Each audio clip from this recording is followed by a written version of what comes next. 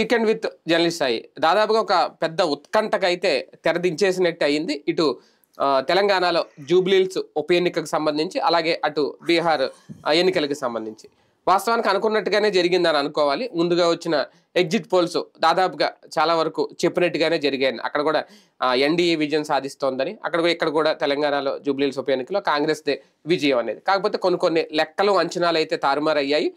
అలాగే భారతీయ జనతా పార్టీ కూడా ఒక చోట విజయం సాధించింది, ఒక చోట పరాజయం పాలవ్వాల్సి వచ్చింది. కనీసం డిపాజిట్లు కూడా దక్కించుకోలేని పరిస్థితి వచ్చింది అనేది. ఓటమికి కారణం ఏంటి, గెలుపుకి కారణాలు ఏంటి? అదే నేపథ్యంలో ఆంధ్రప్రదేశ్లో ఎప్పటి నుంచే అతిపెద్ద ఆశలు పెట్టుకున్నారు. సిఏఏ సదస్సుకు సంబంధించి అంతర్జాతీయ సదస్సు అక్కడ ఇంకా నడుస్తోంది. ఇవాళ రేపు 2 రోజులు కాబట్టి వాస్తవానికి ఈ డిబేట్ జరిగే సమయానికి మొదటి రోజు దాని ఫలితాలు ఎలా ఉంటాయి? ఎందుకంటే ఒక రకంగా ఇది ఓవర్లాప్ చేసింది అని చెప్పాలి. తర్వాత రేపు పత్రికల్లో చూడాలేమో. ఓవరాల్గా వీటన్నిటి మీద చర్చించే ప్రయత్నం చేద్దాం. సార్, ముందుగా జూబ్లీహిల్స్ ఉప ఎన్నిక తీసుకుంటే, ఓకే, కేటీఆర్ కానీ లేదంటే బీఆర్ఎస్ కానీ ఒక ధీమా వ్యక్తం చేశారు. పైగా అక్కడ ఓడిపోయిన అభ్యర్థి ఉప ఎన్నిక ఎవరి ద్వారా వచ్చింది అనేది మాగంటి గోపీనాథ్. ఖచ్చితంగా అక్కడ సింపతి ఓట్ బ్యాంక్ కానీ, మహిళా ఓట్ బ్యాంక్ కానీ, ఆ రకంగా మహిళను కానీ ఖచ్చితంగా గెలుస్తారేమో అని అనుకున్నారు. కానీ అధికారంలో ఉన్నారు కాబట్టి కాంగ్రెస్ గెలిచే పరిస్థితి వచ్చిందా, లేదు బీఆర్ఎస్కి ఒక అతిపెద్ద ప్రమాద గంటికలుగా చూడాలా దీన్ని? బీఆర్ఎస్ కొత్త ధైర్యం వచ్చిందా? భారతీయ జనతా పార్టీకి బాధేసింది, కాంగ్రెస్ కి సంతోషం వచ్చింది. ఇది ముగ్గురిది కలిపి లెక్కేస్తే కాంగ్రెస్ 25,000 పైన మెజారిటీ అన్నప్పుడు ఆటోమేటిక్ గా రేవంత్ రెడ్డిని ఎలాగైనా దించాలి. ఇప్పుడు సిద్ధరామయ్యది రేపో మాపో దిగుతాడు, ఎందుకంటే వాళ్ళ అబ్బాయి మనం చెప్పేశాడు. కాకపోతే అక్కడ నెక్స్ట్ సీఎం ఎవరు, హోసుబళి అనేటటువంటి వ్యక్తినేమో సిద్ధరామయ్య సూచిస్తున్నాడు. తన కొడుకుని సీఎం చేయాలని ప్రియాంక ఖర్గేని అటు పక్కన మల్లికార్జున ఖర్గే ప్రయత్నిస్తున్నాడు. తను సీఎం కావడానికి డీకే శివకుమార్ ప్రయత్నిస్తున్నట్టు రాహుల్ ఫైనల్ చేయాలి కాబట్టి అక్కడ నడుస్తోంది. అదే విధంగా అక్కడ వరుస 2.5 ఏళ్ళు అవుతుంది, ఇక్కడ 2 ఏళ్ళు అవుతుంది. ఇంకొక 5-6 నెలల్లోకి దించాలి అన్నటువంటి ఆలోచన అయితే ఉంది. కాకపోతే స్ట్రాంగ్ అక్కడంత స్ట్రాంగ్ లేదు. అక్కడ స్పెండ్ చేసింది ఖర్చు డీకే శివకుమార్ కాబట్టి తను రివోల్ట్ అవడం, తను అడగడం తప్పులేదు. ఇక్కడైతే తెలంగాణలో ఖర్చు అంతా పెట్టుకుంది ఆయనే, సీఎం అయింది ఆయనే, రేవంత్ రెడ్డి. కాకపోతే ఏంటంటే ఓడితే మాత్రం వెంటాడతారు, అంతర్గత శక్తులే వెంటాడతారు. వాస్తవంగా చెప్పాలంటే రేవంత్ రెడ్డి పిసిసి చీఫ్ పదవి చేపట్టే టైంకి రేవంత్ రెడ్డికి సీనియర్లు అందరూ శత్రువులు. ఆ తర్వాత ఎలక్షన్స్ టైంకి ఆయన ఒక్కొక్కళ్ళని కన్విన్స్ చేసుకుని, ఒకప్పుడు రాజశేఖర రెడ్డి కనుక తను కెరీర్ స్టార్ట్ అయినప్పటి నుంచి పత్రికల్లో వచ్చే విష ప్రచారాల మూలంగా కావచ్చు, లేకపోతే మరొకటి కావచ్చు, దశాబ్దాల పాటు ఆయన మిగిలిపోయాడు. అట్లా తర్వాతన ఎప్పుడైతే మిగతా సీనియర్లందరినీ కన్విన్స్ చేసి ఒప్పించి వాళ్ళ చేతనే ఆయన సీఎం క్యాండిడేట్ అని అధిష్టానానికి చెప్పించాక అప్పుడు ప్రారంభమైనటువంటి హిట్ ఆయన చనిపోయేదాకా సాగింది. రేవంత్ రెడ్డికి ఇది కుదరనీయకుండా చూడాలని ముందు నుంచి ప్రయత్నం చేస్తున్నారు. రేవంత్ రెడ్డి ఈ సీనియర్లని కలుపుకెళ్ళగలిగాడు. అలాంటి అదే విధంగా నాటి రాజశేఖర రెడ్డి ఫార్ములా సీనియర్లను కలుపుకెళ్ళగలిగాడు. అదే సందర్భంలో అధిష్టానం ఆయన్ని సీఎం క్యాండిడేట్గా ఫైనల్గా అనౌన్స్ చేయడంతో పాటు అప్పుడు రాజశేఖర రెడ్డి అప్పుడు ఎట్లయితే వేరే వ్యక్తిని తీసుకొచ్చి బీసీ వ్యక్తిని పిసిసి చీఫ్గా సీఎంగా రెడ్డిని పెట్టడం ఎట్లయితే చేసిందో సేమ్ ఫార్ములాని ఇప్పుడు అనుసరించింది. ఈ ఫార్ములా రివర్స్ చెయ్యాలన్నటువంటి రూట్లో తీసుకెళ్ళడానికి సిద్ధపడ్డారు బీసీ నాయకులందరూ. ఓడి ఉంటే గనక బీసీ నాయకులు ప్రెషర్ చేసి బీసీ నాయకులు సీఎం కాలేదు, పొన్నం ప్రభాకర్ లేకపోతే ఇంకొకళ్ళ ప్రయత్నం జరిగి ఉండేది.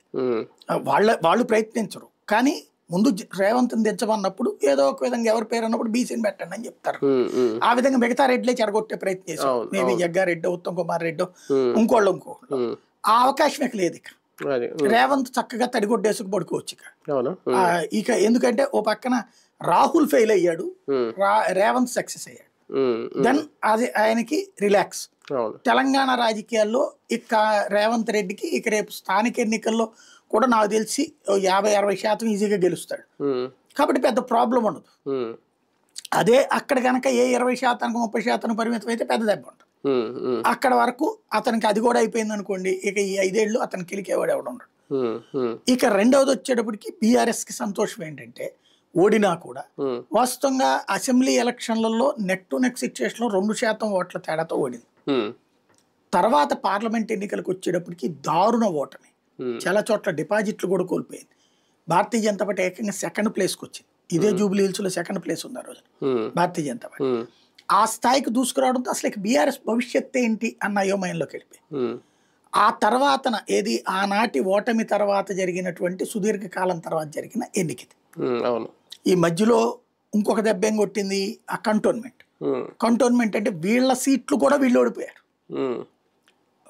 హైదరాబాద్ లో కాంగ్రెస్ ని జనం తుడిచేస్తే మళ్ళీ లైఫ్ ఇచ్చింది కంటోన్మెంట్ అయితే ఇప్పుడు ఇది. అదే సందర్భంలో బీఆర్ఎస్ హైదరాబాద్ మీద తమకు వచ్చిన గ్రిప్ అనాలా, లేదంటే మొన్న హైదరాబాద్ వాళ్ళందరూ టెంప్ట్ అయ్యి కాంగ్రెస్ కి వ్యతిరేకంగా బీఆర్ఎస్ కోటేశారు అన్నారు, భయపడినో ప్రేమతోనో ఏం చేసినా వచ్చింది. ఇప్పుడు అందులో 2 కోల్పోయినట్టే. కానీ బీజేపీని థర్డ్ ప్లేస్ కి నెట్టి, డిపాజిట్లు కూడా లేని ప్లేస్ కి నెట్టి ఇవాళ సెకండ్ ప్లేస్ కి వచ్చి కాబట్టి కేటీఆర్ కి సంతోషం. బట్ ఇద్దరి మధ్యన తేడా 10%. అది గుర్తుపెట్టుకోవాలి. 39.5, 51 దగ్గర దగ్గర 11% ఓట్ల తేడా. సరే అది మామూలుగా ఆ లెక్కనైతే కాంగ్రెస్ సాంతం డిపాజిట్లు కూడా కోల్పోతూ వచ్చినటువంటి పార్టీ 2023కు ముందు ఏకంగా అధికారంలో కూడా వచ్చేసింది. 24,000 చిల్లర అంటే 769 ఒక మంచి మెజార్టీయే కదా. నేను అనేది అదే ఇప్పుడు సాధ్యమైంది. మరీ బొటాబొటీగా అయితే పోనీ అనుకోవచ్చు. నేను చెప్తుంది అదే ఇప్పుడు సాధ్యమైంది. కాంగ్రెస్ తిరుగులేదు, బీఆర్ఎస్ కి ధైర్యం. 10% ఓట్ల తేడా అనేది వాళ్ళు కౌంట్ అయ్యరు. ఎందుకంటే ఇంతకుముందు నేను చెప్పినట్టు డిపాజిట్ కూడా రాని పార్టీ ఏకంగా అధికారంలోకి వచ్చి కాంగ్రెస్ అప్పుడు ఉప ఎన్నికల్లో అన్ని దెబ్బతింటా వచ్చింది కదా. ఈవెన్ కోమటిరెడ్డి పోటీ చేసినప్పుడు బీజేపీలోకి వెళ్ళి కూడా సెకండ్ బీఆర్ఎస్ వచ్చింది. కాంగ్రెస్ ఎక్కడ ఉందని అక్కడ మళ్ళీ అదే సీట్ కాంగ్రెస్ తరఫున కోమటిరెడ్డి గెలుచుకోలేదా. బట్ తెలంగాణ రాజకీయంలో సంక్లిష్టత ఏంటంటే పబ్లిక్ ఫస్ట్ సెకండ్ చాలా స్ట్రాంగ్ గా డెసిషన్ తీసుకుంటారు. కేంద్రంలో ఉన్నటువంటి పదవుల్ని బీజేపీని ఎంచుకుంటున్నారు. అందుకే 8 మంది గెలిచారు ఏకంగా. రాష్ట్ర స్థాయిలో మాత్రం ఇంకా బీజేపీని నమ్మట్లేదు. రాష్ట్ర స్థాయిలో బీజేపీ బలమైన నాయకత్వాన్ని రూపొందించుకోవట్లేదు. మోడీని చూసి పార్లమెంట్కి వేశారు. కానీ కాంగ్రెస్ కి ఇప్పుడు వచ్చిన గెలుపు వెనక వచ్చిన ధైర్యం శాశ్వతమేనా? అది ఇప్పుడే ఎట్లా ఉంటది అంటే ఇదే ధైర్యంతో రేపొద్దున 28లో కూడా వెళ్ళగలుగుతారు. ఎందుకంటే కాంగ్రెస్ లో ఉపద్రవం అనేది చాప కింద ముసుగేసుకుని కూర్చున్నట్టు ఉంటుంది. ఎందుకంటే లాస్ట్ టైం మీరు అబ్జర్వ్ చేస్తే ఎన్నికలు రేవంత్ రెడ్డికి అభ్యర్థిగా ముఖ్యమంత్రి అభ్యర్థిగా ఖరారు కాలేనప్పుడు బట్టి విక్రమార్క లేదంటే ఆయన ఉత్తమ్ కుమార్ రెడ్డి లేదంటే జగ్గారెడ్డి ఇలా చాలా పేర్లు విన్నారు. వాళ్ళు వచ్చి ఇప్పుడు జగ్గారెడ్డి లాంటి వాళ్ళు నేను సీఎం అభ్యర్థిని నాకు ఇవ్వాలని కూడా ఆయన అడిగిన పరిస్థితి ఉంది. ఇప్పుడు కోమటిరెడ్డి గారు అయితే ఆయన మొత్తం పెద్ద అచీవ్ చేసేసారు. ఇప్పుడు వాళ్ళందరూ సైలెంట్ అయ్యారు మీరు అన్నట్టు. అది రేవంత్ రాహుల్ కి మధ్య ఉన్న సంబంధం వల్ల వీళ్ళు సైలెంట్ అయ్యారా? రేపొద్దున పరిస్థితి వస్తే మళ్ళీ ఉపద్రవం ఒకసారి షాప్ కింద ఉన్నది బయటకు వచ్చేసి విజృంభిస్తుంది. ఇంక ఇప్పుడు ఏం లేదంటున్నా. ఇక మళ్ళీ రేపొద్దున ఈ ఓటములు బిగిన్ అయితే ప్రాబ్లం వస్తుంది. నేను చెప్పినట్టు స్థానిక ఎన్నికల్లో కూడా రేవంత్ కి ఫెచ్చింగ్ ఉంటుంది మాక్సిమం అధికారంలో ఉండటం. ప్లస్ భారతీయ జనతా పార్టీ ఇది స్టాండర్డ్ గా డిసిషన్ తీసుకునే పరిస్థితుల్లో లేకపోవడం, బీఆర్ఎస్ కేటీఆర్ స్ట్రాటజిక్ గా పోతూ ఉండటం అన్నది ఒక రకంగా ఫెచ్చింగ్ అవుతుంది. భారతీయ జనతా పార్టీ ఇప్పటి నుంచి బిగిన్ చేసి దూకుడు సెట్ చేస్తే గట్టి పోటీ ఇచ్చిందంటే గనక అప్పుడు త్రిముఖ పోటీ అవుతుంది. లేదంటే బీఆర్ఎస్ వర్సెస్ కాంగ్రెస్ పోటీ అయింది అనుకోండి, రేవంత్ అడ్వాంటేజ్ అవుతుంది. చివరిలోకి వచ్చేటప్పటికి ఏమి పార్టీలో అసంతృప్తి అసమ్మతి ఎవడేం పీకలేడు. అంతే ఉంటది కానీ పైకి రాదు, బయటికి రాదు. నెక్స్ట్ ఎలక్షన్స్ కూడా రేవంత్ రెడ్డికి సీఎం క్యాండిడేట్ అంతే. అప్పుడు సీఎం గా గెలిపిస్తారా లేదని జనం డిసైడ్ చేస్తారు. బట్ అక్కడికి కీ పాయింట్ అల్లా అది రేవంత్ కి ప్రత్యామ్నాయంగా బీజేపీ సరైన క్యాండిడేట్ చూపెట్టుకోకపోతే మైనస్. అది బండి సంజయ్ని పెడతదా, ఈటల రాజేందర్ పెడతదా, ఈ వాళ్ళు తేల్చుకోవాలి. కిషన్ రెడ్డిని అయితే పెట్టకపోవచ్చు నేను అనుకోడు. ఎందుకంటే వాళ్ళు బీసీ ముఖ్యమంత్రి అన్నారు కాబట్టి. ఐదర్ బండి సంజయ్, ఈటల రాజేందర్. ఈటల రాజేందర్ పెట్టారంటేనేమో పార్టీ వదిలేసుకోవచ్చు ఆశలు. ఎందుకంటే ఆయన తనదైనటువంటి రూట్ లో ఆలోచిస్తున్నాడు. కానీ లైక్ ఇదివరకు మనకు ఆంధ్రాలో కన్నా లక్ష్మీనారాయణ లాగా ఆయన మనుషులతో ఆయన సర్వైవ్ అవ్వాలనుకుంటున్నాడు. కానీ బీజేపీ అబ్జర్వ్ చేసుకోవట్లేదు. బండి సంజయ్ వచ్చేటప్పటికి ఇదివరకు అబ్జర్వ్ చేసుకుంటే వీళ్ళు చెడగొట్టారు బండి సంజయ్. కాబట్టి అతనికి ఛాయిస్ ఉంది. అతన్ని ఎప్పటి నుంచి అతనే సీఎం క్యాండిడేట్ అనే పాయింట్ తో ఇటు 2 కోణాలు ఉంటది. ఒకటి బలిజా కాపు సామాజిక వర్గాల నుంచి పూర్తి ఇది ఉంటది, ప్లస్ బీసీ సామాజిక వర్గం నుంచి అనుకోవడానికి వీలుంటది. అలా కాకపోయింది అనుకోండి ఈ దెబ్బ అవుతుంది. అది డిసైడ్ చేసేసుకోవాలి ఇప్పుడే. ఏదో ఎలక్షన్ ముందు చేద్దాంలే అనుకుంటే కష్టం. ఎందుకంటే ఇంకా 3 ఏళ్లే ఉంది సరిగ్గా, 2.5 ఏళ్ళు జాగ్రత్తగా లెక్కేసుకోవాలి. కాబట్టి తేల్చుకోవాలి. బీఆర్ఎస్ కూడా తేల్చుకోవాలి, కేసీఆర్ సీఎం కేటీఆర్ సీఎం. ఎందుకంటే ఇక అట్లాగే సాగదీస్తా కూర్చుంటే వర్కౌట్ కాదు. ప్యూర్లీ రేవంత్ రెడ్డి ఖాతాలో పడిందా ఈ విజయం? క్రెడిట్ అయిందేనా? ఖచ్చితంగా. ఎందుకంటే రాహుల్ గాంధీ ఈ ఎన్నికల్లో ఒక్కరో కూడా ప్రచారం చేయాలి. ఆయన కనుక వచ్చి ఎంచాడు, వెళ్తా ఆ ట్రైన్లో వెళ్తా ఇట్లా చెయ్యి ఊపినా, లేదా పైనుంచి విమానంలో వెళ్తా కింద కుమ్మేసిన, అదిగో రాహుల్ గాంధీ ఇక్కడ ఉమ్మేయడం వల్ల గెలిచారని ప్రచారం వేసేస్తారు ఇలా. కానీ ఆయన రాహుల్ గాంధీ నెలల తరబడి తీగిన బీహార్ ఏమో దారుణంగా ఓడిపోయింది, ఇక్కడ అసలు తిరగకపోతే గెలిచి. కానీ డౌట్ సార్ ఒకటి, ఓకే బీఆర్ఎస్ వాళ్ళు ఆరోపిస్తున్నారని కాదు కానీ వాళ్ళన్నట్టు 6 గ్యారంటీలు పూర్తిగా అయితే చేయలేదు, వాస్తవంగా మాట్లాడుకుంటేనే చేయలేదు. మనకి ఇక్కడ ఎలా సూపర్ సిస్టర్ అక్కడ కూడా అంతే. అయినా సరే రేవంత్ రెడ్డిని నమ్మారా, కాంగ్రెస్ ప్రభుత్వాన్ని నమ్మారా, నవీన్ యాదవ్ నమ్మారా జూబ్లీ హిల్స్ ప్రజలు? లేదు అక్కడ కూడా మైనారిటీలు బాగానే ఉంటారట, అలాగే కమ్మ సామాజిక వర్గం, ఈ సామాజిక వర్గం ఓటు బ్యాంక్ నవీన్ యాదవ్ని గెలిపించింది. సామాజిక వర్గాల కాంబినేషన్ కుదిరింది. రెండవది ఏంటంటే ఇప్పుడు ఓడించి సాధించేది ఏంటి అన్నటువంటి స్థానిక తెలుగువరుల యొక్క ఆలోచన. ఇప్పుడు ఇంకా 3 ఏళ్ళు ఉంది. ఇప్పుడు వీళ్ళని ఓడించడం వల్ల స్థానిక ప్రజలు సాధించేది ఏంటి? కొంత నిర్లక్ష్యం అవుతుంది. ఇంకా అంటే అక్కడ డెవలప్మెంటల్ యాక్టివిటీస్ మందకొడిగా సాగుతాయి. అదే గెలిపించారనుకోండి, అక్కడ వీళ్ళు ఇప్పుడు హామీలు ఇచ్చాడు కదా ఎలక్షన్ అప్పుడు అది చేస్తాను, అది చేయడం కనీసం 20-30% అన్న చేస్తారు. అదే ఓడగొడితే అసలు చేయరు బేసిక్ గా. అది ఒక ఆస్పెక్ట్. కాంబినేషన్ అంటారా, 1,12,000 దాకా ముస్లింలు ఉన్నారు. అలాగే బీసీలు 29,000 దాకా ఉన్నారు. ఖమ్మం 32,000 దాకా ఉంది. రెడ్డి 27,000 దాకా ఉంది. ఈ 4 కాంబినేషన్ కలిపేటప్పటికి ఈ మెజారిటీ వచ్చింది అనుకోవాలి. ఒకప్పుడు మైనారిటీ ఓట్ బ్యాంక్ అంటేనే బీఆర్ఎస్ లేదంటే టీఆర్ఎస్ కేసీఆర్ వైపు ఉంటది అనేది కదా, ఎందుకంటే ఓవైసీతో అక్కడ వీళ్ళు ములాఖత్తు ఉంది అనేది. ఇప్పుడు సడన్ గా ఓట్ బ్యాంక్ ఇటు ఎందుకు వచ్చేసింది?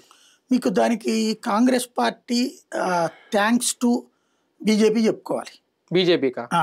ఎందుకంటే బికాస్ ఆఫ్ బీజేపీ పోలరైజేషన్ జరుగుతుంది కాంగ్రెస్ వైపు దేశవ్యాప్తంగా. ఇదివరకు ఏంటంటే ఒకప్పుడు కాంగ్రెస్ పార్టీకి బీసీ లేదు, ఎస్సీ ఎస్టీ మైనార్టీలు ఓట్ బ్యాంక్ కాంగ్రెస్కి, ముస్లింలు క్రిస్టియన్స్. సుదీర్ఘకాలం పాటు అదే నడిపించింది. అసలు నెహ్రూ దగ్గర నుంచి రాజీవ్ గాంధీ దాకా అధికారంలోకి రావడానికి కారణం అదే అయింది.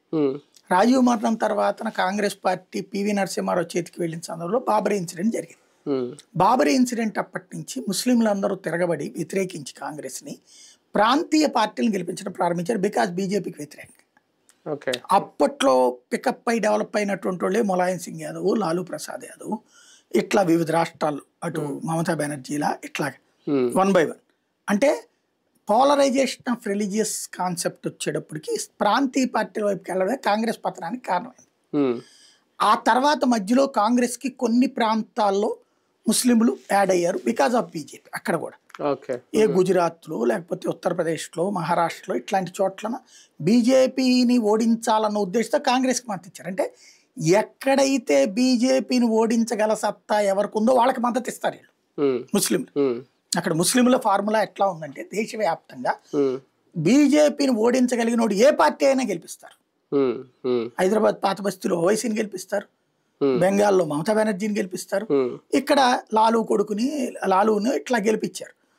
అయితే ఎప్పుడైతే ఆ లెక్కలు సిస్టమ్ నడుస్తున్నదో ఇక్కడ ఇతనికి రేవంత్కి వచ్చేటప్పటికి అది బాగా ఫెచ్చింగ్. అందుకనినే మీకు అకస్మాత్తుగా చివరిలో బండి సంజయ్ హిందుత్వ కాన్సెప్ట్ తెర మీద తీసుకొచ్చి, but it is too late.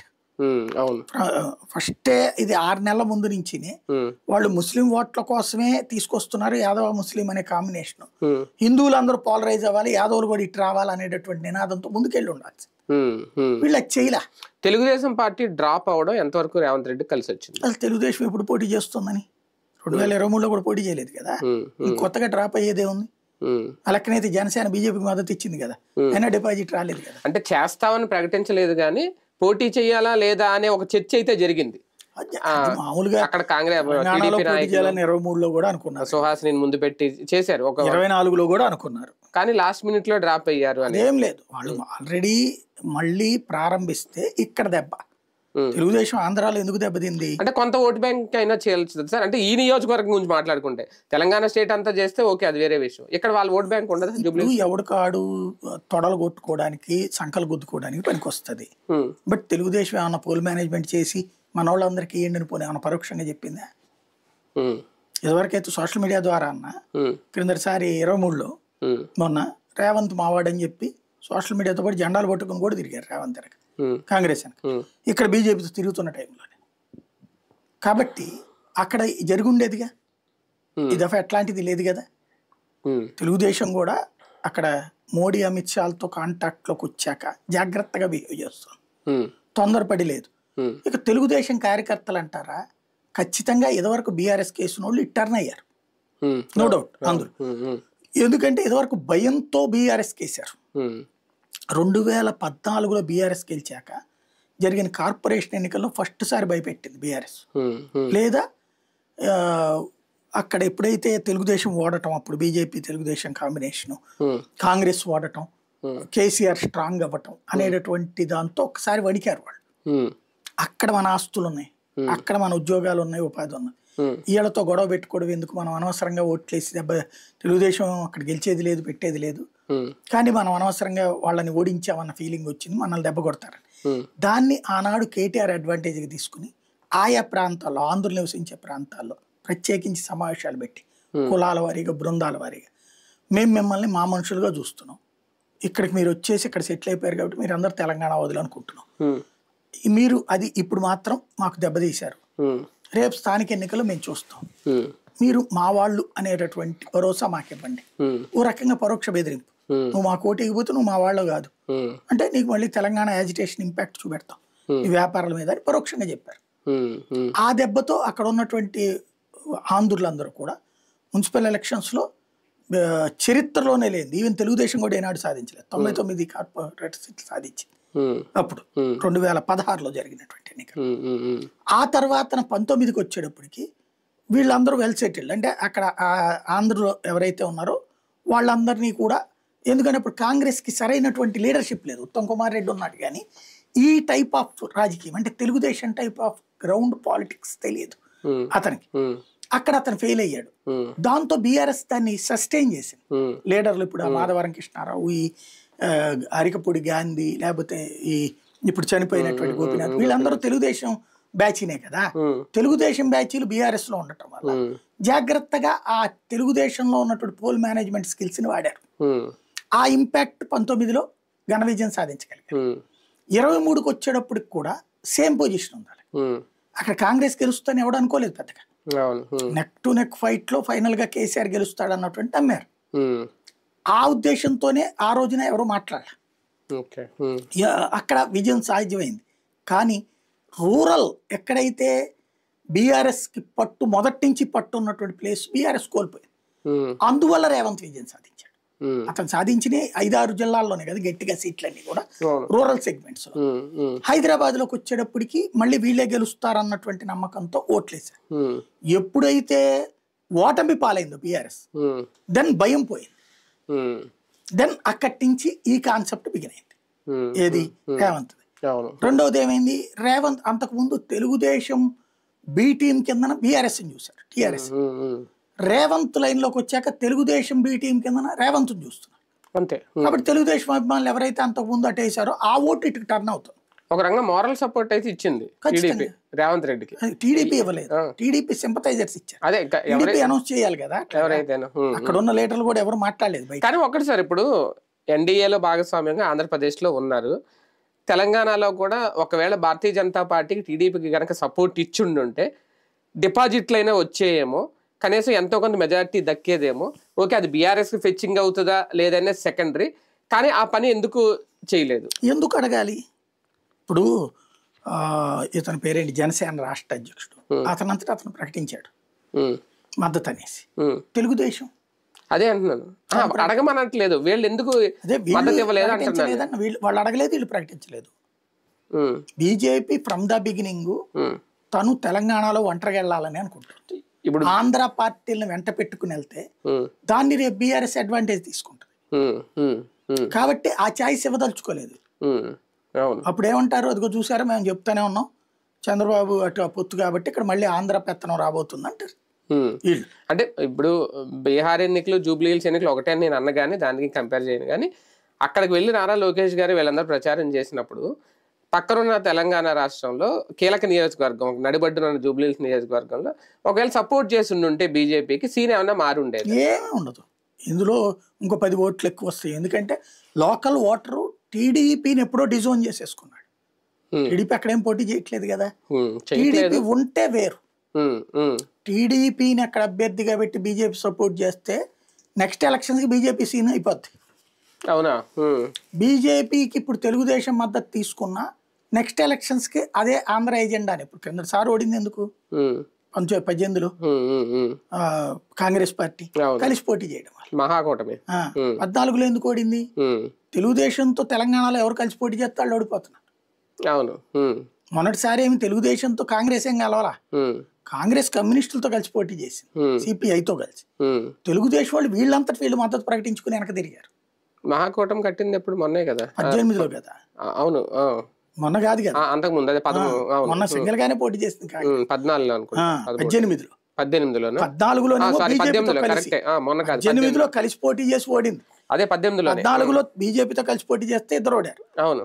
18లో Congress తో కలిసి పోటీ చేస్తే ఇద్దరు ఓడారు. 18లోనే కలిసి మహాకూటమి. తెలుగుదేశం వలన ఆ 2 సార్లు కూడా వాళ్ళు దెబ్బతిన్నారు. అటు బీజేపీ అయినా అటు వీళ్ళైనా కాంగ్రెస్ అయినా. అందుకని మొన్న ఎవరు పొత్తు పెట్టుకోవాలి. అవును. తెలుగుదేశం వాళ్ళే ఇక తమ ఉనికికి ప్రాబ్లం అవుతుందని కొంతమంది జెండాలు పట్టుకుని కాంగ్రెస్ వెనకాల తిరిగితే గాంధీ భవన్ దగ్గరికి వచ్చాక లోపలికి జెండాలు తేవద్దని చెప్పేశారు కదా ర్యాలీతో. అక్కడతో అయిపోయింది కదా. అక్కడ ఇంకోటి ఏంటి, నాయకత్వాన్ని తీసేసింది తెలుగుదేశం. రమణట్ వెళ్ళిపోయాడు. ఆ తర్వాత ఎవరున్నారు? జ్ఞానేశ్వర్ అన్నారు, ఏమైపోయాడు ఇప్పుడు తెలియదు. ఆయన వెళ్ళిపోయాడు బీఆర్ఎస్. ఇంకెవరున్నారు ఇప్పుడు? ఇంకా అసలు డిసైడే చేయలేదు. ఇంకోటి ఏంటంటే అక్కడ మైనస్ ఇక్కడ ఫేస్ చేసింది 18లో. తెలుగుదేశం అక్కడ పోటీ చేసింది 18 ఎన్నికల్లో విత్ కాంగ్రెస్, దారుణంగా ఓడిపోయింది. అది ఇక్కడ ఏం ఫెచ్చింగ్ అయింది చూసారు, తెలంగాణలో చీకొట్టారు తెలుగుదేశాన్ని. అలాంటి పార్టీగా మీరు ఓట్లేసేది, వైసీపీ పోటీ చేయాలి అక్కడ. దాన్ని ఇక్కడ ప్రచారంలోకి తేగలిగారు, సక్సెస్ అయ్యారు. పాలనా ప్రభావం, సంక్షేమం ప్రభావం, పథకాలు ఇచ్చారే ఇవ్వలేదనే ప్రభావం ఇవేమి ఉప ఎన్నికల మీద చూపించవా? ఏమీ లేవు. రేపొద్దున స్థానిక ఎన్నికలు జరిగినా ఇలాగే రిపీట్ అవుతుందా? బేసిక్ గా అక్కడ ఏంటంటే పొలిటికల్ ఆస్పెక్ట్ లో జరుగుతున్నది తప్పించి పాలనకి రెఫరెండం గా జరగట్లేదు. అది రేవంతే చెప్పాడు, ఆ పాలనకి రెఫరెండం ఏంటిది, దీనికి అనుగుణంగా మంచి చెడులు చూస్తుంది తప్పించి రెఫరెండం అని కాదన్నమాట ఆయన. తర్వాత మళ్ళీ రెఫరెండం అన్నటువంటి సందర్భం కూడా ఉంది. కాబట్టి ఆయన నమ్మకం వచ్చాక ఆ మాట అన్నాడు, నమ్మకం ముందు ఇంకో మాట అన్నాడు.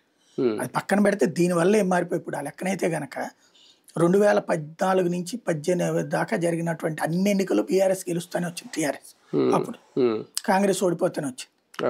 కానీ 2019 ఎన్నికలకు వచ్చేటప్పుడు కాంగ్రెస్ పార్టీ టీఆర్ఎస్ మధ్య టగ్ ఆఫ్ వార్ అనుకుంటే 1-sided విక్టరీ అయింది టీఆర్ఎస్. తర్వాత జరిగిన పార్లమెంట్ ఎన్నికల్లో మళ్ళీ బీజేపీ 4 సీట్లు గెలుచుకుంది, వీళ్ళు 3 సీట్లు గెలుచుకున్నారు. తెలంగాణ ఓటర్ చాలా genuine and deep thinking persons. ఏ ప్లేస్లో ఎవరైతే కరెక్టో, తెలంగాణ వాదాన్ని బలంగా భుజాన్ని ఎత్తుకున్నట్టు కేసీఆర్ని గెలిపించారు. ఆ వాదాన్ని పక్కన పెట్టి జాతీయ రాజకీయాలంటూ హడావిడి చేసినటువంటి కేసీఆర్ని తెచ్చేశారు. 1923లో వచ్చారు. అదే సందర్భంలో రాష్ట్ర ప్రయోజనాలు అని హడావిడి చేస్తున్నటువంటి రేవంత్కి అవకాశం ఇచ్చారు. అలాగే జాతీయ స్థాయిలో బీజేపీ అయితేనే బెటర్ అనుకున్నారు. అంతకుముందు 14లో 4 ఇచ్చారు, మొన్న 8 ఇచ్చారు. కాబట్టి వాళ్ళకి అక్కడైతే కంటిన్యూగా నడుస్తోంది. ఇప్పుడు 18లో 4 ఇచ్చారు కదా వాళ్ళు ఆ రోజున, ఇప్పుడు 8 ఇచ్చారు. అంటే జాతీయ రాజకీయాల విషయంలో బీజేపీని చూస్తున్నారు వాళ్ళు. రాష్ట్ర రాజకీయాల్లో ఐదర్ రేవంత్ ఆర్ అంటే రేవంత్ బలంగా లేని రోజున కాంగ్రెస్ కూడా పక్కన పెట్టారు. బలమైన లీడర్ అన్న ఆకాంక్ష తెలంగాణ సమాజంలో ఉంది. ఇప్పుడు కనబడుతున్న సాక్ష్యం అది. బలమైన లీడర్ అన్నటువంటి కాన్సెప్ట్ అక్కడ ఎంచుకుంటున్నారు. కేసీఆర్ బలంగా ఉన్నప్పుడు కేసీఆర్, అప్పుడు కాంగ్రెస్ బలం లేడు లీడర్, అప్పుడు అతను ఉన్నాడు. రేవంత్ వచ్చాక కేసీఆర్ పక్కన పెట్టి ఇంకో బలమైన ప్రత్యామ్నాయాన్ని ఎంచుకున్నాడు. బీజేపీ బండి సంజయ్ నుంచి ఉంటే గనక ఆల్టర్నేటివ్ ఉండేది, బండి సంజయ్ తీసేయడం వల్ల ఆ మైనస్ అయింది. ఇప్పటికీ ఆల్టర్నేటివ్ స్పష్టతనివ్వాలి. కేటీఆర్ కి కాలం కలిసి రావట్లేదు సార్, లాస్ట్ నుంచి ఇప్పటి వరకు కూడా. ఒక రకంగా కేసీఆర్ ఇందులో సెకండ్ క్లాస్ మార్క్స్ వచ్చినాయి, తన కాలం కొంత కలిసి వచ్చింది అనుకోవాలి. కేసీఆర్ కేటీఆర్ ఎందుకంటే 2023 ఎన్నికల్లో నెక్ టు నెక్ ఫైట్ కదా ఇద్దరికి మధ్యన 2% ఓట్ల తేడాతో 39 సీట్లు తెచ్చుకుంది బీఆర్ఎస్. ఆ తర్వాత వెళ్ళిపోతున్న ఎమ్మెల్యేలను కంట్రోల్ చేయగలిగింది. రెండవది కాంగ్రెస్ పార్టీ నుంచి కూడా ఎక్కువ ప్రెషర్ లేకుండా కంట్రోల్ చేయగలిగాడు పార్టీని, వెళ్ళిపోయే వాళ్ళని ఆపగలిగాడు. ఇది రెండవది. మూడోది వచ్చేటప్పటికి ఇప్పుడు జరుగుతున్న పరిణామంలో కాన్సెప్ట్ మార్చగలిగాడు. మొన్న పార్లమెంట్ ఎన్నికలకు వచ్చేటప్పటికి కేసీఆర్కి అసలు కేటీఆర్ కెరీర్ ఏంటన్న సందేహం వచ్చి ఎందుకని ఆ స్టేజిలో తను డిపాజిట్లు ఎక్కడ అన్నటువంటి పరిస్థితి వచ్చింది. పార్లమెంట్ ఎన్నిక వాళ్ళు 8-8-1 ఉన్న 17లో 8 కాంగ్రెస్, 8 బీజేపీ, 1 ఎంఐఎం. బీఆర్ఎస్ ఏది? బీఆర్ఎస్ పుట్టాక తొలిసారి ఆ స్టేజ్ ఒక్క ఎంపీ కూడా గెలవకపోవడం. ఇంకా కేటీఆర్ కెరీర్ ఏంటి? ఆ టైంలో దెబ్బ మీద దెబ్బ, చెల్లి అడ్డం తిరగడం, నాన్నేమో ఫామ్ హౌస్ నుంచి రాకపోవడం, ఇటు రేవంత్ ఏమో తొక్కి నారదీస్తున్నాడు, ఇన్ని సంక్లిష్టతల మధ్య బీజేపీ ఇంకో పక్కన కవితను అరెస్ట్ చేయించింది. ఇన్ని పరిణామాల మధ్యన కేటీఆర్ అంటే సెకండ్ ప్లేస్ కి బీజేపీ చేరిపోయింది ఆల్రెడీ. ఇదే జూబ్లీహిల్స్ లో మన పార్లమెంట్ ఎన్నికలు 60,000 ఓట్ల దాకా వచ్చింది బీజేపీ, సెకండ్ ప్లేస్ వచ్చింది. అలాంటి స్టేజ్ నుంచి ఇప్పుడు మళ్ళీ బీజేపీతో పోటీ పడి బీజేపీని జాతీయ స్థాయిలో ఉండి బీహార్లో కూడా కొట్టిన బీజేపీ ఇక్కడ డిపాజిట్లు కూడా లేని స్టేజ్ వచ్చి కేటీఆర్ నమ్ముతున్నారు జనం. రేవంత్ తర్వాత కేటీఆర్ నమ్ముతున్నారు. రేవంత్ తర్వాత అది ఇప్పుడు కనబడుతున్న సత్యం. బీఆర్ఎస్ కి ఇది ఎంతవరకు భవిష్యత్తులో అంటే ప్లస్ మైనస్? ఇది రేవంత్ తర్వాత కేటీఆర్ నమ్మడం, ఇది 3 ఏళ్లలో అతను సస్టైన్ చేసుకునే దాన్ని బట్టి ఉంటుంది, బీజేపీ వ్యవహార శైలి బట్టి ఉంటుంది. బీజేపీ సరైన లీటర్ని పెట్టి దూకితే గనక బీఆర్ఎస్ కొడద్దా కాంగ్రెస్ కొట్టుద్దా అనేది తేలాలి. ప్రస్తుతానికి ఈ రిజల్ట్ తో ఏదో జరిగిపోదు. కేటీఆర్ కి మైనస్ అవ్వాల్సిన కెరీర్ కి ఒక లైఫ్ బోట్ ఇచ్చినట్టే. కానీ ఒకటిసారి ఎఫర్ట్ విషయంలో చూస్తే కేటీఆర్ చాలా ఎఫర్ట్ పెడుతున్నారు. లాస్ట్ టైం ఎన్నికలకు ముందు మొత్తం రాష్ట్రం అంతా తిరగడం కానీ క్షణం తీరిక లేకుండా, ఇప్పుడు కూడా దాదాపు ఒక 20 రోజులు ఎప్పుడైతే నోటిఫికేషన్ వచ్చిందో నెల రోజుల నుంచి కూడా ఆయన చాలా ఎఫర్ట్ పెట్టే తిరిగారు. కానీ డామినేషన్ అనేది ఇక్కడ గవర్నమెంట్ కాబట్టి, రేవంత్ రెడ్డి కాబట్టి డామినేట్ అయ్యారా? అప్పుడు అదే పరిస్థితి, ఇప్పుడు అదే పరిస్థితి, రేపు పొద్దున కూడా ఇదే రిపీట్ అవ్వదని గ్యారంటీ ఏంటి? అట్లాగే ఇప్పుడు క్రిందసారి ఆ మొత్తం ఇప్పటిదాకా 6 ఉప ఎన్నికలు జరిగితే ఒక్కసారి సింపతి పనిచేసింది. ఒక్కసారి ఇక్కడ కూడా సింపతి పనిచేస్తాను అనుకున్నారు. అదే నోముల నరసింహయ్య ఉడుకు తప్పించి ఇంకెవరికి సాధ్యం కాదు. ఆ తర్వాత మళ్ళీ అక్కడ కూడా సాధ్యం కాలేదే. సింపతి ఫ్యాక్టర్ అక్కడ పనిచేయదు. ఈయన సింపతి ఫ్యాక్టర్నే నమ్మాడు. ఇంకో క్యాండిడేట్ కూడా లేరు వీళ్ళకి. దాంతో పాటు కేటీఆర్ కి ఆప్షన్ లేదు. ఇక తను రాత్రి పగలు పనిచేశాడు, దానివల్ల సాధించాడు అతను సెకండ్ ప్లేస్ కి రావడం. థర్డ్ ప్లేస్ కి బీజేపీని నెట్టడం ద్వారా మళ్ళీ పోటీలోకి తేగలిగాడు. అది అచీవ్మెంటే. విజయం అంటారా? ఇప్పుడు సాధ్యం కాకపోవచ్చు. ఎందుకంటే క్రిందటిసారి 2014-19 మధ్యలో కాంగ్రెస్ ని బీఆర్ఎస్ ని ఓడగొట్టడం లేకపోయాడు ఉప ఎన్నిక. 2018 తర్వాత జరిగిన ఎన్నికల్లో మాత్రం బీఆర్ఎస్ చాలా దెబ్బతింది. పార్లమెంట్ ఎన్నికల్లో దెబ్బతింది, అసెంబ్లీ ఉప ఎన్నికల్లో దెబ్బతింది. దాని తర్వాత ఓటమి చవి చూసి ఇప్పుడు మొదటి ఓటమి, ఇది రెండో ఓటమి. పార్లమెంట్ ఎన్నికల్లో ఓటమి, ఇది రెండో ఓటమి. ఈ ఓటమిలో పార్లమెంట్ ఎన్నికల పరాభవంతో పోల్చుకుంటే ఇప్పుడు ఒక అడుగు ముందుకు రావడం ద్వారా ఆనాడు సెకండ్ ప్లేస్ కి వచ్చిన బీజేపీని ఇవాళ థర్డ్ ప్లేస్ కి నెట్టడం ద్వారా మళ్ళీ పుంజుకున్నాడు కేటీఆర్. పుంజుకున్నారు. కానీ బీఆర్ఎస్ మీద లేదంటే కేసీఆర్ కుటుంబ పాలన అనే ముద్ర ఒకటి అప్పట్లో కేసీఆర్ కానీ కేటీఆర్ కానీ, అప్పుడు కవిత, ఇప్పుడు లేరనుకోండి కవిత, వాళ్ళు హరీష్ రావు కానీ, ఇలా ఒక ముద్ర ఉంది ఆ కుటుంబ పాలన. ఇప్పుడు అదే కుటుంబం విచ్ఛిన్నమైందనో లేదంటే కూతురు బయటికి వెళ్ళిపోవడం చిన్నాభిన్నం అయిందా, ప్రజల్లో బీఆర్ఎస్ మీద నమ్మకం కోల్పోవడానికి ఇది కూడా ఒక కారణం అవుతుందా? అంటే ఇప్పుడైతే అంత పెద్ద సినారియో ఏం లేదు. ఇది ఆఫ్టర్ ఆల్ బై ఎలక్షన్. ఇందులో జూబ్లీహిల్స్ లో 2 ముక్కలు. ఒకటి ప్రభుత్వాన్ని ఎన్నుకుంటే పని అవుతుందా, ప్రభుత్వాన్ని ఓడగొడితే పని అవుతుందా. ఎన్నుకుంటే పని అవుతుంది అనుకున్నారు, చేశారంతే. తిరిగి చాలా పెద్ద స్థానం కోల్పోవడం అంటే కొంచెం ఇదే కదా. ఖచ్చితంగా ఇప్పుడు ఇంతకుముందు అధికారంలో లేకపోయినా వాళ్ళ సీటు వాళ్ళు కోల్పోవడం అంటే ఇక మైనస్ ఫ్యాక్టర్ ఏంటనే చెక్ చేసుకోవాలి కదా. కోల్పోయిందిగా, అధికారంలో ఉన్నప్పుడే కోల్పోయింది కదా. అది కాకపోతే డిపాజిట్లే కోల్పోయే పరిస్థితి నుంచి ముందుకు వచ్చింది కదా. నేనేమంటా అంటే ఇప్పుడు ఆ లెక్కనైతే కోమటిరెడ్డి రాజగోపాల్ రెడ్డిది సిట్టింగ్ సీటే కదా ఆ రోజున. అప్పుడు మరి అతను బీజేపీకి వెళ్ళి పోటీ చేసినప్పుడు కాంగ్రెస్ థర్డ్ ప్లేస్ కదా, డిపాజిట్ కూడా లేదు కదా. మరి తర్వాత అధికారంలోకి వచ్చేసిందిగా. కాబట్టి తెలంగాణ సినారియో డిఫరెంట్. తెలంగాణ ప్రజల్లో ప్రాంతీయ భావం లేదంటే తెలంగాణ అనేది ఆ ఫ్లేవర్ క్రమంగా తగ్గుతోందా? లేదు, అది పక్కాగా ఉంది కాబట్టి రేవంత్ని చూశారు, తర్వాత కేటీఆర్నే చూస్తున్నారు, మూడో వాళ్ళని చూడట్లా. బీజేపీలో ఇప్పుడు అది లోపించింది. అంటే అది పక్కాగా ఉండడం కాబట్టి 2 సార్లు వరుసగా కేసీఆర్ అధికారంలోకి వచ్చారు. అది తగ్గడం వల్ల ఇప్పుడు కాంగ్రెస్ కి, కేసీఆర్ లో తగ్గడం వల్ల కాంగ్రెస్ కి ఛాన్స్ ఇచ్చారు. రేవంత్ అంతకంటే ఎక్కువ తెలంగాణ వాదాన్ని ఎత్తినెత్తుకున్నాడు కాబట్టి వచ్చాడు. అవునా? కేసీఆర్ ఎప్పుడైతే నిదానంగా ఆంధ్ర నాయకులు అన్ని వ్యవహారాలు ఆంధ్ర కాంట్రాక్టర్లకు ఇస్తున్నాడు, ఆంధ్ర నాయకులతో కాంటాక్ట్ ఎక్కువ మెయింటైన్ చేస్తున్నాడు, చంద్రబాబుతోనో లేకపోతే జగన్తోనో, ఈ ఫీలింగ్ ని క్రియేట్ చేయడంలో రేవంత్ సక్సెస్ అయ్యాడు. రేవంత్ అటాకింగ్ మోడ్ లోకి వెళ్ళాడు. అదే కదా ఉపయోగపడింది. మళ్ళీ ఇదిగో మన తెలంగాణకు రావాల్సిన నీళ్ళని ఆంధ్రాకి ఇచ్చేస్తున్నాడు, తెలంగాణకు రావాల్సిన నిధులు ఆంధ్రాకి ఇచ్చేస్తున్నాడు, తను పెద్ద మనిషి అనిపించుకోవడానికి, తెలంగాణ పిత అనిపించుకోవడానికి అనేది పదే పదే వాడాడు రేవంత్.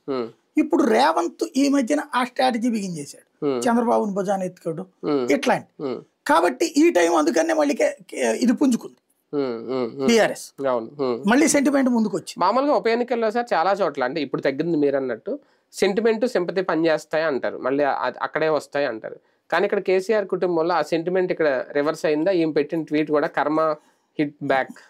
ఉప ఎన్నికలు ఎప్పుడు కూడా ప్రభుత్వంలో అధికారంలో ఉన్న వాడికి రావాలి, తెలంగాణలో మాత్రం అది సాధ్యం కావట్లేదు. అది ఫ్రమ్ ద బిగినింగ్ జరుగుతుంది. అది అధికారంలో ఉన్న వాళ్ళకి వస్తుంది, అధికారంలోకి రాంది ఉంది. కాకపోతే కవిత అంటారా, వాస్తవంగా ఏంటంటే తనకున్నటువంటిది తన అన్న మీద ద్వేషం, తన నాన్న మీద పంతం, తన బావ మీద కోపం, ఇవన్నీ కలిసి ఉన్నాయి. ఆవిడ ఏం పోనీ ఆవిడేమన్నా సాధించిందా? షర్మిల మాటే కనిపించింది నాకు. అంతేలేండి. మేము నాశనం అవుతాం, మా కుటుంబాన్ని మా పుట్టింటిని నాశనం చేయాలి, మా అత్తారింటికి మేమే పెద్ద గొడవగా దిగాలి. అది ఏదో అంటారు కదా మామూలుగా, ఇంటి ఆడపిల్ల ఎడుపు తగలకూడదని, అది అనకూడదేమో, అదేమన్నా కొట్టింది అంటే ఆమె ట్వీట్ చూస్తే నాకు అట్లా అదే అంటే తగులిచ్చే. ఇప్పుడు వీళ్ళు ఏంటంటే పుట్టింటిని నాశనం చేయాలని కోరుకుంటాను చెల్లెళ్ళు ఇద్దరు కూడా. ఇక్కడ అక్కడ ఏంటంటే బాగా సంపాదించుకుని, పుట్టింటి మీద పడి సంపాదించుకుని ఇంకా వాళ్ళు మాకు దోచిపెట్టట్లేదు అనేటటువంటి ఫీలింగ్ వీళ్ళిద్దరిది కూడా. ఇద్దరులో ఎవరికి తక్కువ ఉంది? ఇలా భర్తల నుంచి వీళ్ళకి వచ్చిన ఆస్తులు ఎంత, ఇలా భర్తల నుండి ఇలా సంపాదన ఎంత? పుట్టింటి సంపాదనే కదా. ఇక్కడ అదేదో అంటారు కదా, మీ ఇంటికి వస్తే నాకేం ఇస్తావు, నా ఇంటికి వస్తే నాకేం తెస్తావని. ఈ తరహా పుట్టింటి ఆస్తి తినాలా, పుట్టింటి అధికారం తినాలా, భర్త ఇంటి నుంచి ఏమలేకపోయినా పర్లేదు, కానీ పుట్టిల్ని నాశనం కావాలి నేను అడిగినంత ఇవ్వకపోతే. ఇది వీళ్ళిద్దరు శాపనార్థాలు పెట్టేటటువంటి వాళ్ళ అదృష్టం. ఆ ఇద్దరు తండ్రులకి, ఆ ఇద్దరు అన్నలకి మంచి చెల్లెళ్ళు వచ్చారు. కేటీఆర్ ఈ ఓటం నుంచి అలర్ట్ అవ్వాల్సింది, నేర్చుకోవాల్సింది ఏదైనా ఉందా? కేటీఆర్ గారు నేర్చుకోవాల్సింది ఇప్పుడు ఇందులో బీజేపీ నేర్చుకోవాలి. మనం ఎక్కడ ఉన్నామని బీజేపీ నేర్చుకోవాలి. కేటీఆర్ నేర్చుకున్నాడు, తనైతే ఆల్రెడీ సెకండ్ ప్లేస్ రావడంతో ఫస్ట్ ప్లేస్ ప్లాన్ చేసుకుంటాడు ఆటోమేటిక్. సక్సెస్ అవుతాడా లేదా అనేది వాళ్ళు కోరుకున్న సెకండ్ ప్లేస్ కాదు కదా. అదే కదా నేను అనేది. బేసిక్ గా అయితే డైలమాలో నుంచి ముందుకు వచ్చాడు, మళ్ళీ ధైర్యం వచ్చింది కేటీఆర్.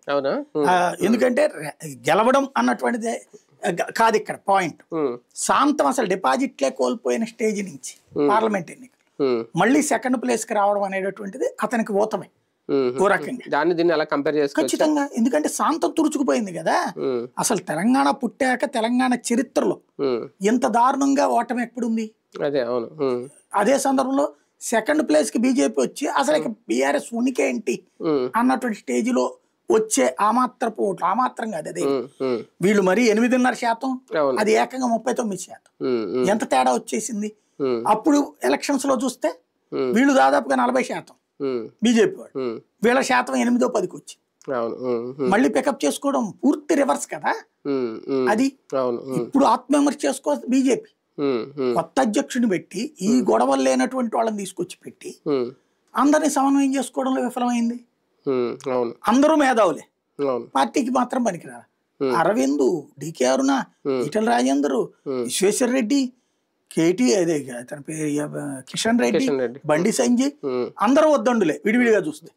కలిసి మాత్రం పార్టీని గెలిపించాలన్నటువంటి ఆలోచన బదులు ఎవరి గూటికి వాళ్లే, ఎవరి ఆ కాన్సెప్ట్ లో వాళ్లే అనేది కనబడుతుంది. వాస్తవానికి మొన్న ఎన్నికల తర్వాత ఇక్కడ నెక్స్ట్ రేపు పొద్దున్న బీజేపీ పరిస్థితి ఏంటి, సెకండ్ ప్లేసా ఏంటి అనుకుంటున్న టైంలో ఇప్పుడు ఓటం పాలైపోవడం, మీరు అన్నట్టు ఇప్పుడు సమన్వయం అనేది మిస్ అవుతుంది నాయకుల మధ్యనే తెలుసు.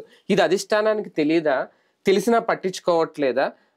లేదంటే సమన్వయం సంబంధించి సమీక్షలో మీటింగ్లు ఏ పెడతారంట, అటువంటిది ఏమి ఆ జోలికి రావట్లేదా? మీటింగులు చాలా పెట్టుకుంటున్నారు. మీటింగులు అప్పుడు అందరూ చక్కగా టీ తాగుతున్నారు, ఒకరికొకరు కలుస్తున్నారు, ఫోటో కూడా దిగుతున్నారు. బేసిక్ తంత్రం మర్చిపోయింది బీజేపీ, తంత్రం మర్చిపోయింది. మీకు మొన్న పార్లమెంట్ ఎలక్షన్స్ ముందు చెప్తా నేను ఎక్కడో బెజవాడలో కూర్చున్న నాకు ఎక్కడో తెలంగాణకు సంబంధించినటువంటి ఎన్నికలకి చూస్తున్నటువంటి మాజీ కేంద్ర మంత్రి నుంచి ఫోన్ వచ్చింది. ఎలా ఉంది ఏంటి, మేము ఏం చేస్తే బాగుంటుంది, ఒకసారి కలుద్దామని, మీ సలహాలు ఉంటే బాగుంటుంది, మీలాంటి వాళ్ళు సొసైటీలో ఇన్వాల్వ్ అవుతుంటారు కాబట్టి. ఒక మాజీ కేంద్ర మంత్రి, అప్పుడు తెలంగాణ ఇన్ఛార్జ్. అంటే ఆ స్థాయి వాళ్ళు ఎంత డీప్ చూస్తున్నారు. నేను అన్నాను మీరంతా ఏదో మీటింగ్లు పెట్టుకుని మీ ఇన్ఫ్లుయెన్సర్లను పెట్టుకుంటే నేను అందులోకి రాలేను కదా అన్న. అంటే నేను అట్లాగా ఆ లింక్ లో కలపట్లేదు, విడిగా కూర్చున్నాం. అంటే మామూలుగా ఇంటలెక్చువల్స్ ఫీడ్బ్యాక్ అదే అనేది ఇంటలెక్చువల్ గా రమ్మనమంటే వస్తాను, మీరేదో మీ అనుకూల యూట్యూబర్స్ ఆ గ్రూప్ లో అయితే నేను రాలేనని చెప్పాను. విడిగా కూర్చున్నా, విడిగా మాట్లాడు, నేను ఇదిగో మీది ఈ లోపాలు ఉన్నాయి, సరి చేసుకోవాల్సిన అవసరం ఉంది. దెన్ చేసుకున్నారు వాళ్ళు. పార్లమెంట్ ఎన్నికల్లో 8 గెలిచారు కదా, అంటే నేను ఇచ్చానని చెప్పాను, బట్ ఫీడ్బ్యాక్ తీసుకోవటం, ఫీడ్బ్యాక్ మ్యాండేటరీ అసలు దేనికైనా ఇలాంటి. ఇప్పుడున్న తర్వాత నాయకత్వాలు ఇప్పుడు ఎవరు చూస్తున్నారు? ఇప్పుడు ప్రింట్ మీడియాలో మీకు గ్రిప్ లేదు బీజేపీ, ఎలక్ట్రానిక్ మీడియాలో గ్రిప్ లేదు. ఇంతవరకు 11 ఏళ్ళు అయ్యి పార్టీ సెంట్రల్ అధికారంలోకి వచ్చి కొంతమంది మధ్య మధ్యలో వీళ్ళకి స్పాన్సర్ చేసిన వాళ్ళు ఉన్నారు. ఆ రాజ్ న్యూస్ ని కొన్ని రోజుల పాటు తీసుకున్నారు, అతను ఎవరో వీళ్ళ పార్టీకి సంబంధించిన అతను.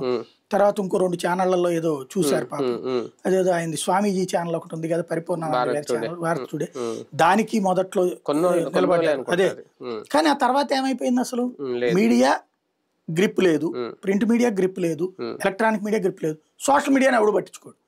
సోషల్ మీడియాలో ఎవడదో నాడు మాట్లాడుతుంటే పలకరిస్తారు హాయ్ అని, అంతే. వాళ్ళకి వీళ్ళు అండగా నిలబట్టం కానీ ఏమీ చేయరు. ఏంటి ఇంకక్కడ బీఆర్ఎస్ నడుపుతోంది ఒక సోషల్ మీడియా టీం, అట్లని వాళ్ళ భుజాలు ఎత్తుకునే వాళ్ళు ఉన్నారు బీఆర్ఎస్ కి కాంగ్రెస్ కి. సేమ్ టైం తటస్థులను కూడా వాళ్ళు మెయింటైన్ చేస్తున్నారు, వీళ్ళు పట్టించుకోరు. ఎట్లాగా మరి? 2 తెలుగు రాష్ట్రాల్లో ప్రాబ్లం ఉంటుంది. అంటే ఇక్కడ ఇంకా టైం ఉంది కాబట్టి పర్లేదు, ఇక్కడ ఇప్పుడు ఇమీడియట్ గా రావాలనుకోవట్లేదు, కానీ అక్కడ వేవ్ వచ్చి దాన్ని వెనక్కి పంపించినట్టు అదే అంటుంది, చెడగొడుతున్నారు. వాళ్ళల్లో వాళ్ళే సోషల్ మీడియా ఇన్ఫ్లుయెన్సర్స్ బీజేపీకి సపోర్ట్ చేసే వాళ్ళే 1 by 1 ఒకళ్ళు తగలు పట్టుకుని తిట్టుకున్నారు అక్కడ. ఇప్పుడు అక్కడ ఎట్ట తయారైపోయింది? నాయకుల వ్యక్తి పూజలుగా మారిపోయింది సోషల్ మీడియా. ఆ ఇంపాక్ట్ దెబ్బతింటారు. బీజేపీలోకి పక్క పార్టీల నుంచి నాయకులు వచ్చినప్పుడు కూడా ఇలాంటి ఇబ్బందులు ఎదురవుతాయి. డైరెక్ట్ గా మాట్లాడుకోవాలంటే లైక్ ఈటల రాజేంద్ర ఇలాంటి వాళ్ళు వచ్చినప్పుడు వీళ్ళతో కలవలేకపోతున్నారా, కలుపుకోలేకపోతున్నారా? ఫలితం ఇదా?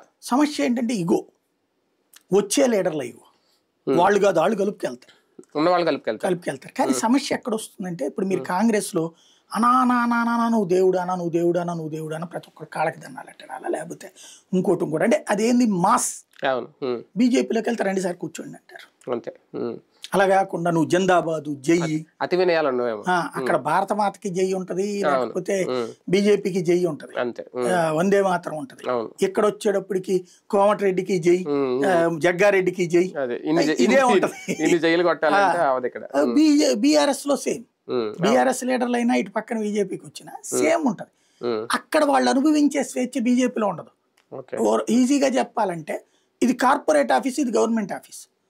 గవర్నమెంట్ ఆఫీస్ లో మాస్, ఎంఎన్సీలోకి వచ్చేటప్పటికి welcome, hey how are you, ఈ టైప్ ఉంటది.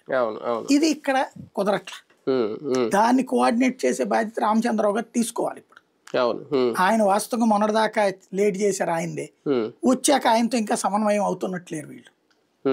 అధ్యక్షుడి మాటకి పూర్తిగా విలువిచ్చి అడిగినప్పుడల్లా టైం ఇచ్చి వచ్చి కూర్చునేటట్టు ఉండాలి. సరే, ఎగ్జిట్ పోల్స్ కూడా బీజేపీ గురించి ముందుగా అంత గొప్పగా ఏం చెప్పలేదు. మహా అయితే అంటే డిపాజిట్లు రావని అయితే చెప్పలేదు, కానీ అంతకు మించి దారుణమైన పత్రం అనుకోవాలి ఇది ఎగ్జిట్ పోల్స్. అంటే నేను అనుకోవడం 10% అన్న వస్తుంది అనుకున్నాను. 8.5 అనేది నేను ఎక్స్పెక్ట్ చేయలేదు, 1.5 తగ్గింది. నా ఎక్స్పెక్టేషన్ 10 అక్కడ బీజేపీ. ఎందుకంటే వీళ్ళిద్దరూ టగ్ ఆఫ్ వార్ నడుస్తున్నారు. బీజేపీ చివరిలో బండి సంజయ్ వచ్చి కాస్త హడావిడి చేయడం బట్టి ఆ కొద్దిగా వచ్చిందేమో అనుకుంటా నేను. ఎందుకంటే కిషన్ రెడ్డి ఏదో అట్ట తిరిగి వెళ్ళిపోయాడు, ఈటల రాజేంద్ర పట్టించుకున్నట్లేడు, అరవింద్ అక్కడి నుంచి దాటినట్లేడు, డీకే ముందు అసలు సోర్సెస్ వీళ్ళు వాళ్ళ సరిగ్గా. అంటే బీహార్ ఎన్నికల మీద ఫోకస్ పెట్టి దీని మీద ఫోకస్ ఏమైనా తగ్గించిందా? కాదు, పబ్లిక్ లోకి ఏ సంకేతం వెళ్ళిందంటే బీజేపీ బీఆర్ఎస్ ని గెలిపించడం కోసం డల్ అయింది అనేటటువంటి సంకేతం వెళ్ళింది. మన 2018 ఎన్నికల్లో ఏ దెబ్బ అయితే కొట్టిందో 23 ఎన్నికల్లో సేమ్ దెబ్బ ఇప్పుడు కొట్టింది. కరెక్ట్ గా 23 ఎన్నికలకు ముందు బండి సంజయ్ తీసేసేటప్పటికి రేవంత్ ఏం చర్చకి తీసుకొచ్చాడు, బీజేపీ బీఆర్ఎస్ కలిసిపోయి నాటకం ఆడుతున్నారు అన్నటువంటిది తీసుకెళ్ళాడు. అది ఫెర్చింగ్ అయింది. ఇప్పుడు మళ్ళీ ఆ పాయింట్ తెచ్చినారు వీళ్ళు. ఎప్పుడైతే వీళ్ళిద్దరూ అంటే బీజేపీ చివరిదాకా క్యాండిడేట్ ని లేట్ చేయడం, బీఆర్ఎస్ ఫస్టే పెట్టడం, వీళ్ళు పెద్దగా బీఆర్ఎస్ మీద కాకుండా ఎక్కువగా వీళ్ళనే టార్గెట్ చేసుకుంటే సహజం. కాబట్టి జరిగింది. అంటే అధికార పక్షాన్ని టార్గెట్ చేస్తుంది. కానీ అది వీళ్ళు ఎలా జనంలోకి తీసుకెళ్ళగలిగింది కాంగ్రెస్? వీళ్ళిద్దరు ఒకటే అన్న సంకేతం తీసుకెళ్ళి, ఇద్దరు ఒకటే అన్నప్పుడు ఒకరికి వేస్తే పోలేదనే పరిస్థితి అయిపోయింది. అది దెబ్బ కొట్టింది అనుకుంటున్నాను నేనైతే.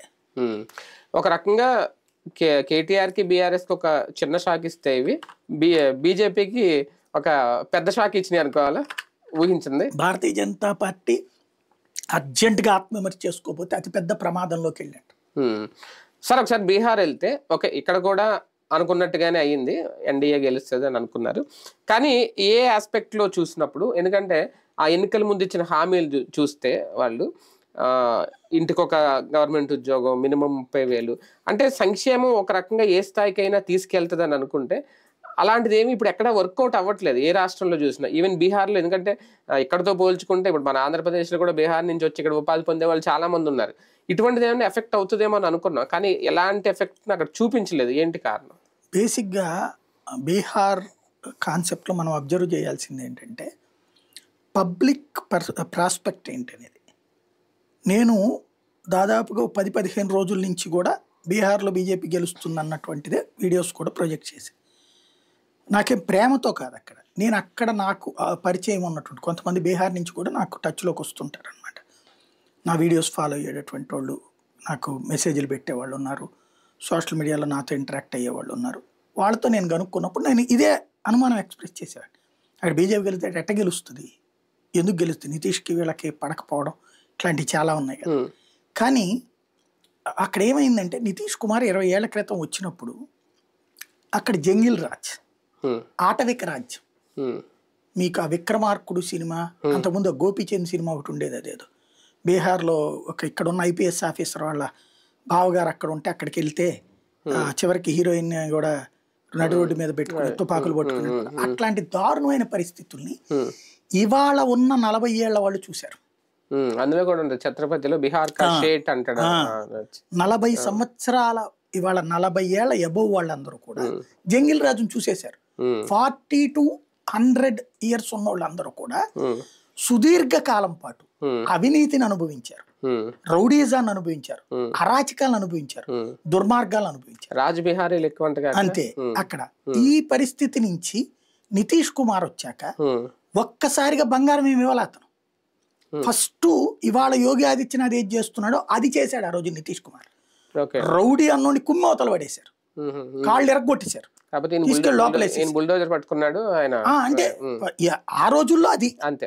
ఈ రోజులకి ఇంకా కొంచెం అప్డేటెడ్ అయ్యింది. ఆ రోజుల్లో నితీష్ కుమార్ ఓ రకంగా హీరో.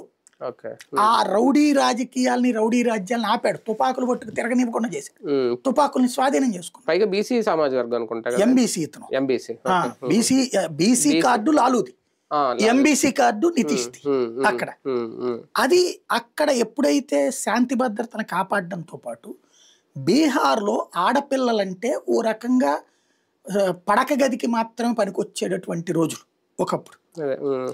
అంతకుముందు బయటికి తిరగాలంటే భయపడే రోజుల్లో ఆడపిల్లల్ని స్కూళ్ళకి పంపించమని ప్రోత్సహించడంతో పాటు సైకిల్ ఫ్రీగా ఇచ్చాడు ఆ రోజు వాళ్ళు. ఎందుకంటే చాలా దూరం ఉండి వెళ్ళడానికి కుదిరేది కాదు, స్కూళ్ళు ఎక్కువ పెడదామంటే ఆర్థికంగా లేదు, అప్పటికి నాశనం అయ్యి ఉన్నది ఆర్థిక వ్యవస్థ. సైకిళ్ళు ఇచ్చాడు వీళ్ళకి. ఈ సైకిళ్ళు ఇచ్చేటప్పుడు ఎక్కడన్నా ఎవడన్నా తేడా చేస్తే తాట తీసే పని పోలీసులకు అప్పచెప్పాడు. ఆ రోజున సైకిళ్ళు తీసుకుని స్కూళ్ళకి కాలేజీలకు వెళ్ళి ఇవాళ బిడ్డల్ని కని తమ బిడ్డల్ని పెంచినటువంటి ప్రతి ఒక్క తల్లికి తెలుసు నితీష్ కుమార్ తీసుకొచ్చిన మార్పు. అట్ ద సేమ్ టైం ఆర్భాటపు హామీలు చెప్పట్లేదు అతను. నేను నీకు వీళ్ళు చెప్పినట్టు ఇంటికొక ఉద్యోగం, 30,000 రూపాయలు మహిళకి అన్నటువంటి వీళ్ళది కూడా మేనిఫెస్టో అప్పుడు ఏదో మాట్లాడారు, 30,000 రూపాయలు. అయితే దీంట్లో ఇతను ఇవ్వడం తెలుసు వాళ్ళకి. బేసిక్గా ఇతను ఒక సిస్టంలో తీసుకొస్తున్నాడు, కొలాప్స్ కానీయకుండా. ఇంకోటి డబుల్ ఇంజిన్ సర్కార్ అక్కడ బాగా ఉపయోగపడింది. మోడీ ఈ జోడీ కుదిరిన తర్వాత బీహార్లో విపరీతమైన ఇన్ఫ్రాస్ట్రక్చర్ వచ్చింది, హైవేస్ విపరీతంగా పడ్డాయి, మౌలిక వస్తువులు విపరీతంగా వచ్చినాయి, లాజిస్టిక్స్ విపరీతంగా వచ్చినాయి. ఇప్పుడే ఇండస్ట్రియల్ గ్రోత్ స్టార్ట్ అయింది, ఇంతకుముందు లేదు.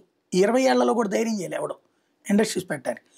ఈ 3-4 ఏళ్లలో ఇండస్ట్రీస్ స్టార్ట్ అయినాయి గట్టిగా, ఉపాధి అవకాశాలు పెరగడం ప్రారంభించింది. దానికి తోడు నితీష్ చేసిన పని ఏంటంటే చదువుకున్నటువంటి వాళ్ళు ఎట్లాగా అక్కడ ఉండట్లేదు, వాళ్ళు వేరే చోట్లకి వెళ్తున్నారు కాబట్టి చదువు తక్కువ ఉన్నటువంటి వాళ్ళందరికీ కూడా స్కిల్ డెవలప్మెంట్స్ నేర్పించాడు. మీకు ఇప్పుడు ఇక్కడ మనకి దొరికేటటువంటి బార్బర్ షాపులో పనిచేసే వాళ్ళు, బీహార్ వాళ్ళు, సెంట్రింగ్ వర్క్స్, ఇవన్నీ వాళ్ళ తల్లిదండ్రుల నుంచి వచ్చిన కులవారసత్వం కాదు, ప్రభుత్వం ఇప్పించినటువంటి ట్రైన్. అలాంటి వాళ్ళు ఇప్పుడు దేశం అంతా ఉద్యోగాలు చేస్తున్నారు. అది ఇంకోటి ఉపయోగపడింది. ఇంకొకటి అన్నిటికంటే స్పెషల్ ఏంటంటే భారతదేశ వ్యాప్తంగా కాంగ్రెస్ సుదీర్ఘకాలం అధికారంలో ఉండటం వల్ల ఇది ఎవడూ టచ్ చేయట్లేదు. అసలు కీలకమైనది ఉంటుంది. మీకు ఇప్పుడు మన అవుట్స్కట్స్ నియోజకవర్గాలు ఉన్నాయి కదా, అనంతపురం జిల్లాలో, చిత్తూరు, ఇట్లాంటి ఏరియాలో ఏముంటుంది, 2 చోట్ల ఓట్లు ఉంటాయి. ఈ మనం ఇక్కడ మన వాళ్ళ మీద డిపెండ్ అవ్వడం కంటే కూడా ఇక్కడ మనం ఏదో మేజర్ పార్టీ నుంచి సీట్ సంపాదించుకుంటే అవతల ఈ బ్రోకర్లు ఉంటారు, ఒక వాళ్ళకి ఇంతని బేరం, నా దగ్గర 500 ఉన్నారు, నా దగ్గర 1000 ఉన్నారు, వాళ్ళే అది తెప్పించి ఇంతకుముందు ఇక్కడ ఓట్లు రిజిస్టర్ చేయించేసి ఉంటారు. ఒకప్పుడు ఏ కాంగ్రెస్ అధికారంలో ఉన్నప్పుడు అట్లా కాంగ్రెస్ అధికారంలో ఉన్నప్పుడే ఆ పని చేసేవాళ్ళు. ఆ ప్రాంత పోళ్ళు ఇక్కడి నుంచి ఈ అభ్యర్థి అయిన వాడు వాళ్ళకి మామూలుగా ఇక్కడ జనాలకి 2000 3000 పంచాలి, వాడికి 500 ఓట్లకి 500 ఇంటూ 300 ఇస్తే, కారు పెడితే, బస్సు పెడితే వాళ్ళు వచ్చేస్తారు, వేసిపోతారు, వీడికి 200 ఇస్తే సరిపోయి ఒక్కొక్కడి, వాడికి లక్షల్లో మిగిలిపోతుంది. ఇలాంటి బ్రోకర్ల ద్వారా విజయం సాధించింది చాలా కాలం పాటు కాంగ్రెస్ పార్టీ.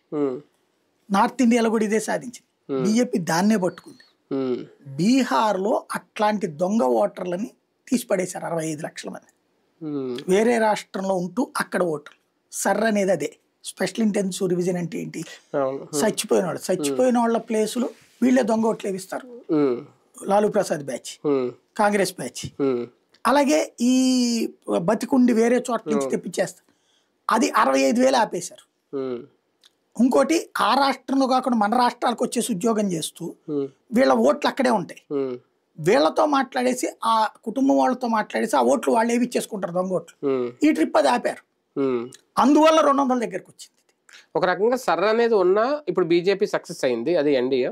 రేపొద్దున ఎక్కడ ఎన్నిక జరిగినా ఈ సర్ర అనేది కంటిన్యూ అవుతుందా మరి? ఏ రాష్ట్రంలో చేసేసరికి దేశవ్యాప్తంగా ఇప్పుడు 13 రాష్ట్రాల్లో ఆల్రెడీ జరుగుతుంది. నెక్స్ట్ తమిళనాడు ఎలక్షన్స్ తో సంబంధం లేకుండా ఆల్రెడీ తమిళనాడులో కూడా సరి జరుగుతుంది, బెంగాల్లో కూడా జరుగుతుంది. రేపు రాబోయే 5 రాష్ట్రాలు ఎన్నికలు ఉన్నాయి, అస్సాము, తమిళనాడు, ఇవన్నీ కూడా వాటిట్లోనూ జరుగుతుంది. అవి కాకుండా ఇంకొక 8 కూడా జరుగుతుంది. మనకే జరుగుతుంది. మొత్తం దేశవ్యాప్తంగా రాబోయేటటువంటి ఏడాది లోపు సరిపూర్తి చేసి బంగ్లాదేశీల్ని, విదేశీయుల్ని, ఈ డబుల్ ఓటింగ్, త్రిబుల్ ఓటింగ్, లేకపోతే దాన్ని ఏమంటారు చచ్చిపోయిన వాళ్ళ ఓట్లు, ఇవన్నీ తీసేసి ఒక స్ట్రీమ్ లైన్ చేస్తారు. దాని తర్వాత ఎప్పటికప్పుడు అప్డేటెడ్ సిస్టమ్ పెడతారు, ఆధార్తో లింకప్ చేస్తారు నిదానంగా. అప్పుడు ఇంకెక్కడికి పోతారు, మనం ఒక చోట ఓటేయగలుగుతాం. ఆ పరిస్థితి సృష్టిస్తారు. బీహార్లో మరో కుటుంబం రాజకీయాల నుంచి ఇంకా తప్పుకుంటుందా తేజస్వికి? వాళ్ళు తప్పుకోరు కానీ ప్రజలు తప్పించేశారు. నాకు 15 రోజుల క్రితం నుంచి నాకు అర్థమైంది ఏంటంటే నిజంగా బీహార్ వాళ్ళు ఈసారి ఓటేస్తే కనుక ఇక బీహార్ పరిస్థితి. ఎందుకంటే నేను కొన్ని వీడియోస్ చూసా, తేజస్వి యాదవ్ స్టేజీ మీద ఉంటాడు, వీళ్ళు ఏంటంటే ఈ రాహుల్ గాంధీ మోడల్లో పబ్లిక్ ఇంటరాక్షన్ అని పబ్లిక్ని స్టేజ్ మీదకి తెచ్చి మాట్లాడిస్తున్నారు. ఇందులో 10 సంవత్సరాలు 12 సంవత్సరాల పిల్లలు స్టేజీల మీద మైక్ తీసుకుని మాట్లాడుతున్నారు, నేను గ్యాంగ్స్టర్ని అవుతా, అంతం చేస్తా, దోచుకుంటా, దాన్ని పంచి పెడతా. ఈ స్టేట్మెంట్లు పిల్లలు ఈ తేజస్వి యాదవ్ వీళ్ళ సమక్షంలో, కాంగ్రెస్ సమక్షంలో చప్పట్లు కొడుతున్నారు. ఇప్పిస్తాను అసలు అంటే నేను గ్యాంగ్స్టర్ని అవుతాననేటటువంటి వాడు సమాజ ఉద్ధారకుడు అవుతాడు. వాడు అంటే వాళ్ళు ఎవరు చూసి మోటివేట్ అవుతున్నారు? ఈయన్ని చూసినే తేజస్వి యాదవ్, వీళ్ళది కొంపే అది కదా, వీళ్ళందరూ గ్యాంగ్స్టర్ గ్యాంగే కదా. వాళ్ళ బాబు 4 కేసుల్లో ఆరోపణలు కాదు, ఇప్పుడు మన వాళ్ళ మీద 40-50 కేసులు ఉంటాయి, ఆరోపణలు కాదు, నిందితుడు కూడా కాదు, నేరస్తుడుగా శిక్ష పడి జైలు శిక్ష పడి బయటకు వచ్చినోడు నేరస్తుడు, ధృవీకరించబడి జైలు శిక్ష పడిన నేరస్తుడు. కానీ ఈ మొహమాట పెట్టి నితీష్ కుమార్ ఏదో అనారోగ్యం అన్న సాకు పెట్టుకుని బయటకు వచ్చి బెయిల్ మీద తిరుగుతున్నాడు. క్రిమినల్ బయటకు తిరుగుతున్నాడు. ఓ రకంగా చెప్పాలంటే నితీష్ కుమార్ అనవసరంగా తన ఎత్తిని తన పెంట పెట్టుకున్నాడేమో అనుకున్నా. అయితే ఈయన్ని కనుక నిర్బంధించుంటే అది సింపతి కొట్టేవాడేమో, మా నాన్న అన్యాయంగా పెట్టేశారు. మనోడు మన కులపోడు అక్కడ కులపెచ్చ ఒకటి ఎక్కువ ఉంటది. మన కులపోడు ఎంత ఎదవైనా సరే ఇబ్బంది పెట్టారనగానే ఓట్లు తేడా చేస్తారు చూడండి, అట్లా సుదీర్ఘకాలం పాటు కొట్టుకొచ్చాడు. ఇప్పుడు లేదు. ఇంకోటి లాలు తరం పూర్తయిపోయింది. లాలు తర్వాత తరమైనటువంటి తేజస్వి యాదవ్ 3 ట్రిప్పులు ఓడిపోయినట్టయింది. అందులో ఈసారి దారుణ పరాజయం. లాలు పతనం అయ్యాక 20 ఏళ్ల క్రితం ప్రారంభమైన పతనం 2 టర్మ్స్ తర్వాత లాలు ఏం చేశాడు, ఇక తనని అంగీకరించడం, తన జంగిల్ రాజు తను ఇదే తేలిపోయాక జనం అంగీకరించట్లేదని నిదానంగా తేజస్వి యాదవ్ ముందు తెచ్చిపెట్టాడు. తేజ్ ప్రతాప్ యాదవ్, తేజస్వి యాదవ్. తేజ్ ప్రతాప్ యాదవ్ తొక్కేసి తేజస్వి యాదవ్ ముందుకు వచ్చాడు.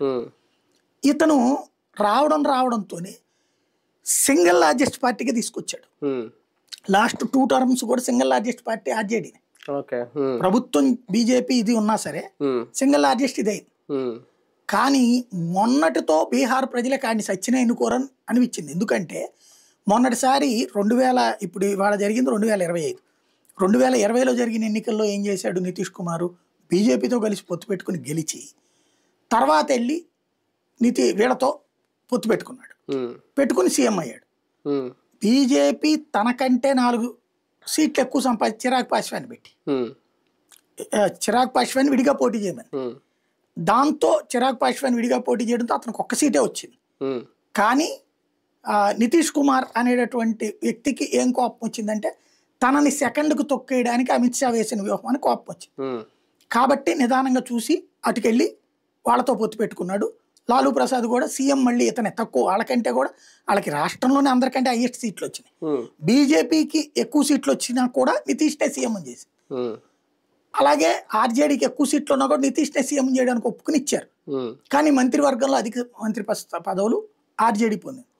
ఇదే తేజస్వి యాదవ్ డిప్యూటీ సీఎం అయ్యాడు. అప్పుడు జరిగిన దోపిడీ మళ్ళీ పాత జంగిల్ రాజుని గుర్తుకు తెచ్చారు. నడి రోడ్డు మీద దందాలు, నడి రోడ్డు మీద దోపిడీలు, లేకపోతే గనక ప్రతి దానికి డబ్బులు వసూలు చేయడాలు.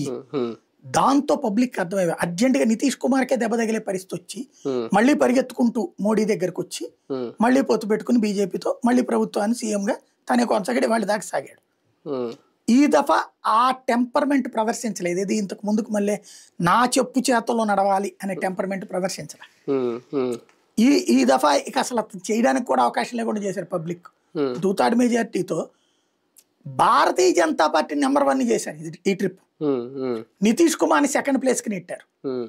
ఆర్జేడీని అయితే 3rd ప్లేసో 4th ప్లేస్ అనే లెక్కని తీసుకొచ్చారు.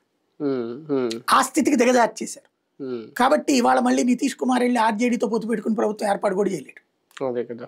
ఆ స్టేజ్ తెచ్చిపెట్టారు. అంటే బీజేపీకి లీడ్ ఇవ్వడం బిగించేశారు బీహార్. GST 2.0 సత్ఫలితాలు ఇస్తుందనడానికి దీంట్లో ఎంతవరకు ఆ క్రెడిట్ ని ఖాతాలు వేయచ్చు? నేను అట్లా అనుకోవట్లేదు. బీహార్ లో కొంత ఉంటుంది, అంటే 100 విజయాల్లో అది కూడా ఒక పాయింట్ ఉంటుందేమో కానీ ఎక్కువ ఉండదు. అంటే మిడిల్ క్లాస్ ఎక్కువ దాని గురించి ఆలోచిస్తున్నారు GST 2.0 గురించి. అంటే మీకు మన ఏరియా మిడిల్ క్లాస్ కి ఆ ఛాయిస్ ఉంటుంది. ఎందుకు మనకి ఇది వచ్చాక టీవీలు కొనుక్కున్నారా, ఫ్రిడ్జ్లు కొనుక్కున్నారా, బైక్స్ గానీ కార్లు గానీ పెరిగినాయి. అంత స్తోమత లేదు. అంటే విక్రయాలు పెరిగినాయి, కొనుగోలు దేశవ్యాప్తంగా పెరిగినాయి, మనకి పెరిగినాయి. బీహార్ లో కార్లు కొనేవాళ్ళు ఎంతమంది, 2 వీలర్లు కొనేవాళ్ళు. అలా ఉంటే ఇక్కడికి వచ్చి ఎందుకు పని చేసుకుంటారు? కాబట్టి బీహారీలకి ఈ ప్రయోజనం పెద్దగా ఇది కాదు. కానీ ఒకటి సార్, ఓకే, ఎప్పుడు ఒక మంత్రం పనిచేస్తుంది ఎన్డీఏకి, నమో మంత్రం. ఇప్పుడు ఇక్కడ నమోతో పాటు నిమో, అలాగే ఇంకొక నమో కూడా యాడ్ అయింది. ఏ మంత్రం పనిచేసింది? బేసిక్ గా బీహార్ లో ఇప్పుడు పనిచేసింది ఏంటి అంటే లాలూ ప్రసాద్ మంత్రం. అవునా? అంతే. లాలూ తేజస్వి మళ్ళీ వచ్చారంటే రాష్ట్రం నాశనం అవుతుందన్న భయం, ఆ మంత్రానికి భయపడ్డారు. అది జగన్ అనేటటువంటి వాడికి భయపడి కూటమికి గెలిపించారు.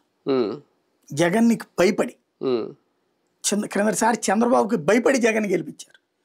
మొన్నటిసారి జగన్ కి భయపడి చంద్రబాబుని గెలిపించారు. ఇప్పుడు అక్కడ లాలూకి భయపడినే నితీష్ గెలిపిస్తున్నారు ప్రతిసారి కూడా. గమనించాల్సింది కాంగ్రెస్ కానీ మిగతా వాళ్ళు లాలూని పక్కన పెట్టి వీళ్ళు కూటమి ఏర్పాటు చేయగలగాలి. ఆ దమ్ము వీళ్ళకి లేదు. సన్నాసులకి 10 ఏళ్ల నుంచి ఈ పని కనుక కాంగ్రెస్ చేసి ఉంటే 15 ఏళ్ల నుంచి వాళ్ళ వెనకాల వాళ్ళ సంఖలో దూరి వాళ్ళు ఇచ్చేసి ఎట్లకి బిచ్చం ఎత్తుకోకుండా చేసుంటే ఇవాళ ప్రత్యామ్నాయం ఇది అయి ఉండేది. ఇవాళ ప్రత్యామ్నాయం లేదు. అక్కడ ప్రత్యామ్నాయం లేని పరిస్థితి కాంగ్రెస్ సృష్టించుకుంది. నిమో ఉపయోగపడలేదా? నితీష్ కుమార్, మోడీ ఆ క్రెడిట్ ఇంకా ప్రజల్లో బలంగా ఉండడం వల్లే ఈ గెలుపు సాధ్యం. ఖచ్చితంగా. ఇప్పుడు వాళ్ళు అనుకుంది రాష్ట్రం పరుగులు పెడుతుంది. దానికి తోడు క్రిందటిసారి నమో అన్నప్పుడు ఒక ఈగో అయ్యింది. నరేంద్ర మోడీనా మంత్రమా ఇక్కడ అని. అయినా కూడా బీజేపీకి సింగిల్ లార్జెస్ట్ ఇచ్చారు నితీష్ కంటే. ఇక్కడ నిమో అన్నటువంటిది ఈ దఫా ఒకంత తగ్గి మాట్లాడింది బీజేపీ, గొడవలు ఏం పెట్టుకోకుండా. అయినా భారీ మెజార్టీ ఇచ్చారు. ఓవరాల్ గా అమిత్ షా వ్యూహం ఫలించింది. లాలూ ప్రసాద్ అనే బూచిని చూపెట్టారు. దీనికి కారణం రాహుల్ గాంధీ. రాహుల్ తేజస్వి అనే పిచ్చోళ్ళు ఇద్దరు కలిసి ఓ పిచ్చి కారు కోత కూశారు. కూసి వాళ్ళ దరిద్రాన్ని గుర్తుకు చేశారు. నితీష్ వచ్చాక జంగిల్ రాజ్ స్టార్ట్ అయిందని ప్రచారంలోకి తెచ్చారు. పదే పదే జంగిల్ రాజ్ అని మాట్లాడారు. వెంటనే ఈ జంగిల్ రాజ్ ఏంటనేది వాళ్ళు వీళ్ళు చెప్పే జంజీ వాళ్ళ ఇళ్ళ అమ్మ నాన్నని అడిగారు. అప్పుడు ఇట్లా జరిగేదమ్మా, మేము రోడ్డు మీదకి వెళ్ళాలంటే చీరలు లాగేవాళ్ళు అని ఇవన్నీ గుర్తు చేశారు. దాంతో ఓరిని జంగిల్ రాజు అక్కడ నితీష్ టైంలో మేమందరం దర్జాగా తిరుగుతున్నాము, వీడు మళ్ళీ వీళ్ళ జంగిల్ రాజు మనకి తెస్తారనుకుంటా అని ఫీల్ అయ్యారు. జంగిల్ రాజు అనే స్టేట్మెంట్ రివర్స్ అయింది. దానికి తోడు నేను చెప్పినట్టు పిల్లకాయలు వచ్చి రౌడీ రాజ్యం చేస్తాం అనేటప్పటికి ఓహో మనకి ఇది కావాల్సి వచ్చేదని. ఓ రకంగా చెప్పాలంటే జంజీ విప్లవం రాహుల్ గాంధీ మోడీ మీదకి పెట్టాలనుకుంటే బూమరాంగ్ అయ్యి వీళ్ళకి తగిలింది అది. ఎందుకంటే 25 సంవత్సరాల లోపు వయసు ఉన్నటువంటి వాళ్ళు 25% ఓటర్. ఇప్పుడు 25 నుంచి 35 సంవత్సరాల వయసు ఉన్నటువంటి వాళ్ళు 15% మంది, 40% మంది జంజీ. వీళ్ళు ఇప్పుడు భారీగా ఓట్లేశారు. ప్లస్ మైనారిటీ ఓట్లలో చీలికి వస్తుంది. మైనారిటీ మహిళలు బీజేపీని యాక్సెప్ట్ చేస్తున్నారు. ఉత్తరప్రదేశ్లో కొన్ని ప్రాంతాల్లో సాధ్యమైంది, ఇప్పుడు ఇక్కడ కూడా సాధ్యమైంది. ఇప్పుడు మైనారిటీ ప్రాంతాల్లో బీజేపీ కొన్ని గెలుచుకుంది. సీమాంచల్ ప్రాంతంలో మైనారిటీ డామినేషన్ ఉంటుంది. క్రిందసారి ఓవైసీ గెలిచింది ఆ ప్రాంతంలోనే, 6 సీట్లు దాకా గెలుచుకుంది. ఈ దఫా ఓవైసీ మళ్ళీ పోటీ చేశాడు. ఓవైసీకి ఇవ్వలేదు, కాంగ్రెస్ కూడా ఇవ్వలేదు. ముస్లింలు అక్కడ బీజేపీ కూటమికి వేశారు ఓట్లు. దట్ మీన్స్ ముస్లిం ప్రాంతాల్లో కూడా మహిళలు త్రిబుల్ తలాక్ కావచ్చు, మొన్న మహిళలకు ఇచ్చినటువంటి దేశవ్యాప్తంగా తీసుకొచ్చినటువంటి సంస్కరణలు కావచ్చు, ముస్లింలు హర్షిస్తున్నారు. వాళ్ళు కూడా యాక్సెప్ట్ చేస్తున్నారు ముస్లిం మహిళలు. మన ఏరియాలోనేమో పెడసరంగా తయారవుతున్నారు, అక్కడ బాధ్యతగా ఆలోచిస్తున్నారు. వీళ్ళు ఆఫ్ఘనిస్తాన్ చూస్తున్నారు, తాలిబాన్ల బతుకులు ఎట్టా ఉంటాయి, లేకపోతే సిరియాలు పాలస్తీనాలు చూస్తే అక్కడ మహిళలతో పోల్చుకుంటే ఇక్కడ ముస్లిం మహిళ దర్జాగా బతుకుతుంది, సుఖంగా బతుకుతుంది. ఇలాంటి సుఖాన్ని నాశనం చేసి మత పిచ్చతో మళ్ళీ తీసుకొచ్చేస్తే వాళ్ళ మౌల్వీల పాలన తెస్తే ఏమవుతుంది? వీళ్ళు అంటే ఒక రకంగా నిజంగా మైనారిటీ ఓట్ బ్యాంక్ ఇటు వచ్చేస్తుంది, డైవర్ట్ అవుతుంది అంతా కాదు అనుకుంటే స్టార్ట్ అయింది 10 to 20%. ఇప్పుడు రెండోసారి గెలిచిన ఎన్డీఏ కూటమిగానే గెలిచింది. దీన్నే డబుల్ ఇంజన్ సర్కార్ అని అనుకోవచ్చు. కానీ భారతీయ జనతా పార్టీ సింగిల్ గా వెళ్లే వ్యూహాలు ఏమైనా నెక్స్ట్ చేస్తుంది అంటే భారతీయ జనతా పార్టీ సింగిల్ గా వెళ్ళాలి అంటే నితీష్ గెలవాలి అనేది అవ్వచ్చు. ఇప్పట్లో లెక్క వేయకూడదు. బీజేపీ కొన్ని చోట్ల అంటే తనకి సొంత బలం ఉన్న చోట ఒక రకం, లేని చోట మరొక రకం. సొంత బలం ఉన్న చోట ఉత్తరప్రదేశ్ లాంటి చోట్ల అదే డామినేటెడ్ పొజిషన్. ఇప్పుడు ఇక్కడికి డామినేటెడ్ పొజిషన్ వచ్చినట్టే, మహారాష్ట్ర తరహాలో వచ్చేసినట్టు. ఇప్పుడు మహారాష్ట్రలో ఒకప్పుడు శివసేన ఇచ్చిన సీట్లు తీసుకునేది, ఆ తర్వాత శివసేనకి నాకు ఇన్ని అని అడిగే స్టేజ్కి వచ్చింది. ఆ తర్వాత 50-50 పోటీ చేద్దామంది, 50-50లో ఎవరికి ఎక్కువ వస్తే అంది. ఇప్పుడు బీజేపీ పోటీ చేస్తే వాళ్ళు నిలబడుతున్నారు. రేపు ఇక్కడ ఇదే పరిస్థితి బీహార్ భవిష్యత్తు మొత్తం డబుల్ ఇంజిన్ సర్కారే ఇక్కడ కూడా మొత్తానికి ఏర్పాటు చేసింది. సార్ ఫైనల్ గా ఆంధ్రప్రదేశ్ లో అంతర్జాతీయ సదస్సు ఓకే, పెట్టుబడులు వస్తున్నాయి, చాలా ఒప్పందాలు కుదుర్చుకుంటున్నాం, ఒక రకంగా ఒక హోప్స్ అయితే పెట్టుకున్నారు. ఈ 2 రోజులు 14-15 తేదీల్లో జరిగింది. ఒక రకంగా ఈ ఎన్నికలు జూబ్లీహిల్స్ ఎన్నికలు కానీ ఇవి కానీ దాన్ని కంప్లీట్ డామినేట్ చేసినాయా? సిచ్యువేషన్ అలా వచ్చిందా? ప్రచారం ఒకరోజు ప్రచారం అయితే దాని మీద, కానీ వీళ్ళ చేతిలో ప్రింట్ మీడియా ఉంది, ఎలక్ట్రానిక్ మీడియా ఉంది కాబట్టి అది ఉండగా కూడా ఇప్పుడు బీహార్ ఎలక్షన్ ముందు రోజున ఆ 2 రోజులు కూడా హైయెస్ట్ పబ్లిసిటీ చేసుకున్నారు. కాకపోతే ఒకటే మనకి సహజ సిద్ధంగా ఉండే దరిద్రం ఏంటంటే పాజిటివ్ వార్తల కంటే కూడా నెగిటివ్ వార్తలు, స్పైసీ వార్తలకి ఎక్కువ ప్రయారిటీ ఉంటుంది జనంలో. చూసేది ఎంతమంది అనేటటువంటి. తెలుగుదేశం అభిమానులు కూడా పూర్తిగా దాన్ని చూస్తారా? డిబేటబుల్ ఏది ఉంటది? బీహార్ ఎలక్షనే ఉంటది 2 రోజులు, అలాగే జూబ్లీహిల్స్ ఎలక్షనే ఉంటది. కాకపోతే ఇన్వెస్ట్మెంట్స్ అంటారా, ఇన్వెస్ట్మెంట్స్ అనేటటువంటిది చెప్పడానికి బాగుంటుంది, ఆచరణలో నేను ఎన్నోసార్లు చెప్తున్నాను, మనం హైదరాబాద్ వెళ్లకుండా, చెన్నై వెళ్లకుండా, బెంగళూరు వెళ్లకుండా, ఢిల్లీకి వెళ్లకుండా, మన పిల్లల్ని కెనడాకో అమెరికాకో పంపించకుండా మన వైజాగ్లో ఉద్యోగం చేయిద్దాం, మన అమరావతిలో ఉద్యోగం చేయిద్దామని ఇక్కడ తల్లిదండ్రులు అనుకునే స్థాయికి ఈ రాష్ట్రాన్ని చంద్రబాబు గారు తేగలిగినప్పుడు మాత్రమే నీ ఇన్వెస్ట్మెంట్స్, నీ గొప్పతన ప్రచారం ఉపయోగపడుతుంది. అలా తేనంత వరకు ఎన్ని కోట్లు, ఎన్ని లక్షల కోట్లు తెచ్చామన్నా సరే ఆడ పేపర్లో రాసుకోవడానికి పనికి వస్తుంది తప్పించి ప్రజలకు పెద్దగా చర్చనీయాంశం కాదు. ఎందుకంటే ఇప్పటికిప్పుడు ఏం లక్షల కోట్లు పన్నులు వచ్చేసేసి ఏమి నెంబర్ 1 ఏం అయిపోదు. సింపుల్ లాజిక్ ఏంటంటే ఇప్పుడు హైదరాబాద్లో మనం ఎందుకు ఎంచుకున్నాం, హైదరాబాద్, చెన్నై, బెంగళూరు, ఎవడెళ్ళినా ఉపాధి ఉంది కాబట్టి. అలాగే మనం అక్కడైతే బెటర్ అని మన బిడ్డల్ని అక్కడికి పంపిస్తున్నాం. హైదరాబాద్లో ఉన్న నా బిడ్డలు అక్కడ వద్దు, నా వైజాగ్లో పనిచేయి, బెంగళూరులో వద్దురా, నువ్వు వచ్చి అమరావతిలో పనిచేయి అని మన బిడ్డల్ని మనం చెప్పగలిగిన స్థాయికి బాబు గారు తేవాలా, లేదా వీళ్ళ ఆలోచన మారాలా? ఈ రెండిట్లో ఏదో తేలిన రోజునే ఆంధ్రాకి భవితవ్యం. ఎప్పుడు లేనిది అంటే ఒక సంపద సృష్టి కోసం లేదంటే డెవలప్మెంట్ ఆస్పెక్ట్ లోనో ఈ సదస్సు మీద ఎక్కువ హోప్స్ పెట్టేసుకుందా టీడీపీ గానీ? ఇప్పుడు వాళ్ళు ఎలాంటప్పుడు బాగా పబ్లిసిటీ చేయడం. అంటే లాస్ట్ టైం జగన్ టైంలో ఇలాంటి సదస్సుల మీద జగన్ ఎప్పుడు పబ్లిసిటీ చేసుకోడు. జగన్ హోప్ పెట్టుకోకుండా ఉండడు. పబ్లిసిటీ ఎట్లా చేసుకోవడం రాదు. మీకు ఇక్కడ చిన్న ఈవెంట్ జరిగితే కూడా, ఇప్పుడు అదేది మొన్న ఎవరో ముస్లింలకు సంబంధించిన ఈవెంట్ అంటే దానికి హైదరాబాద్లో బిర్యానీ నేనే తెచ్చాను, ప్రపంచానికి నేనే గుర్తించాను, లేకపోతే పాత బస్తీలో ముత్యాలు నేనే ప్రమోట్ చేశానని కూడా చెప్తాను. ఆయనకి అది వాళ్ళు ఏంటంటే భూతద్దం కాదు, మైక్రోస్కోప్ వేసి చూపెట్టి మేమే ఇదంతా సాధించామని చూపెడతారు. ఇతను ఇవాళ గూగుల్ది నేను చెప్పుకొచ్చాడు, డేటా సెంటర్ అదాని వచ్చి అదాని ఇప్పుడు అదాని అతను వచ్చి అదే సదస్సులో ఏం చెప్పాడు, మేము ఇవాళ కాదు పెట్టుబడి ఎప్పుడో పెట్టాము ఒప్పందము జగన్ హయాంలోనే, అంటే జగన్నే పేరెత్తకుండా గతంలోనే మేము ముందుకు వచ్చాము, ఇప్పుడు అందులో భాగంగానే గూగుల్తో ఒప్పందం చేసుకున్నాను ఓపెన్ గా చెప్పాడు. దాన్ని ఏముంది ఇంకా, బేసిక్ గా ఏంటంటే ప్రచారం మీద నడుస్తున్నది అంతే, అంత మించి ఏం లేదు.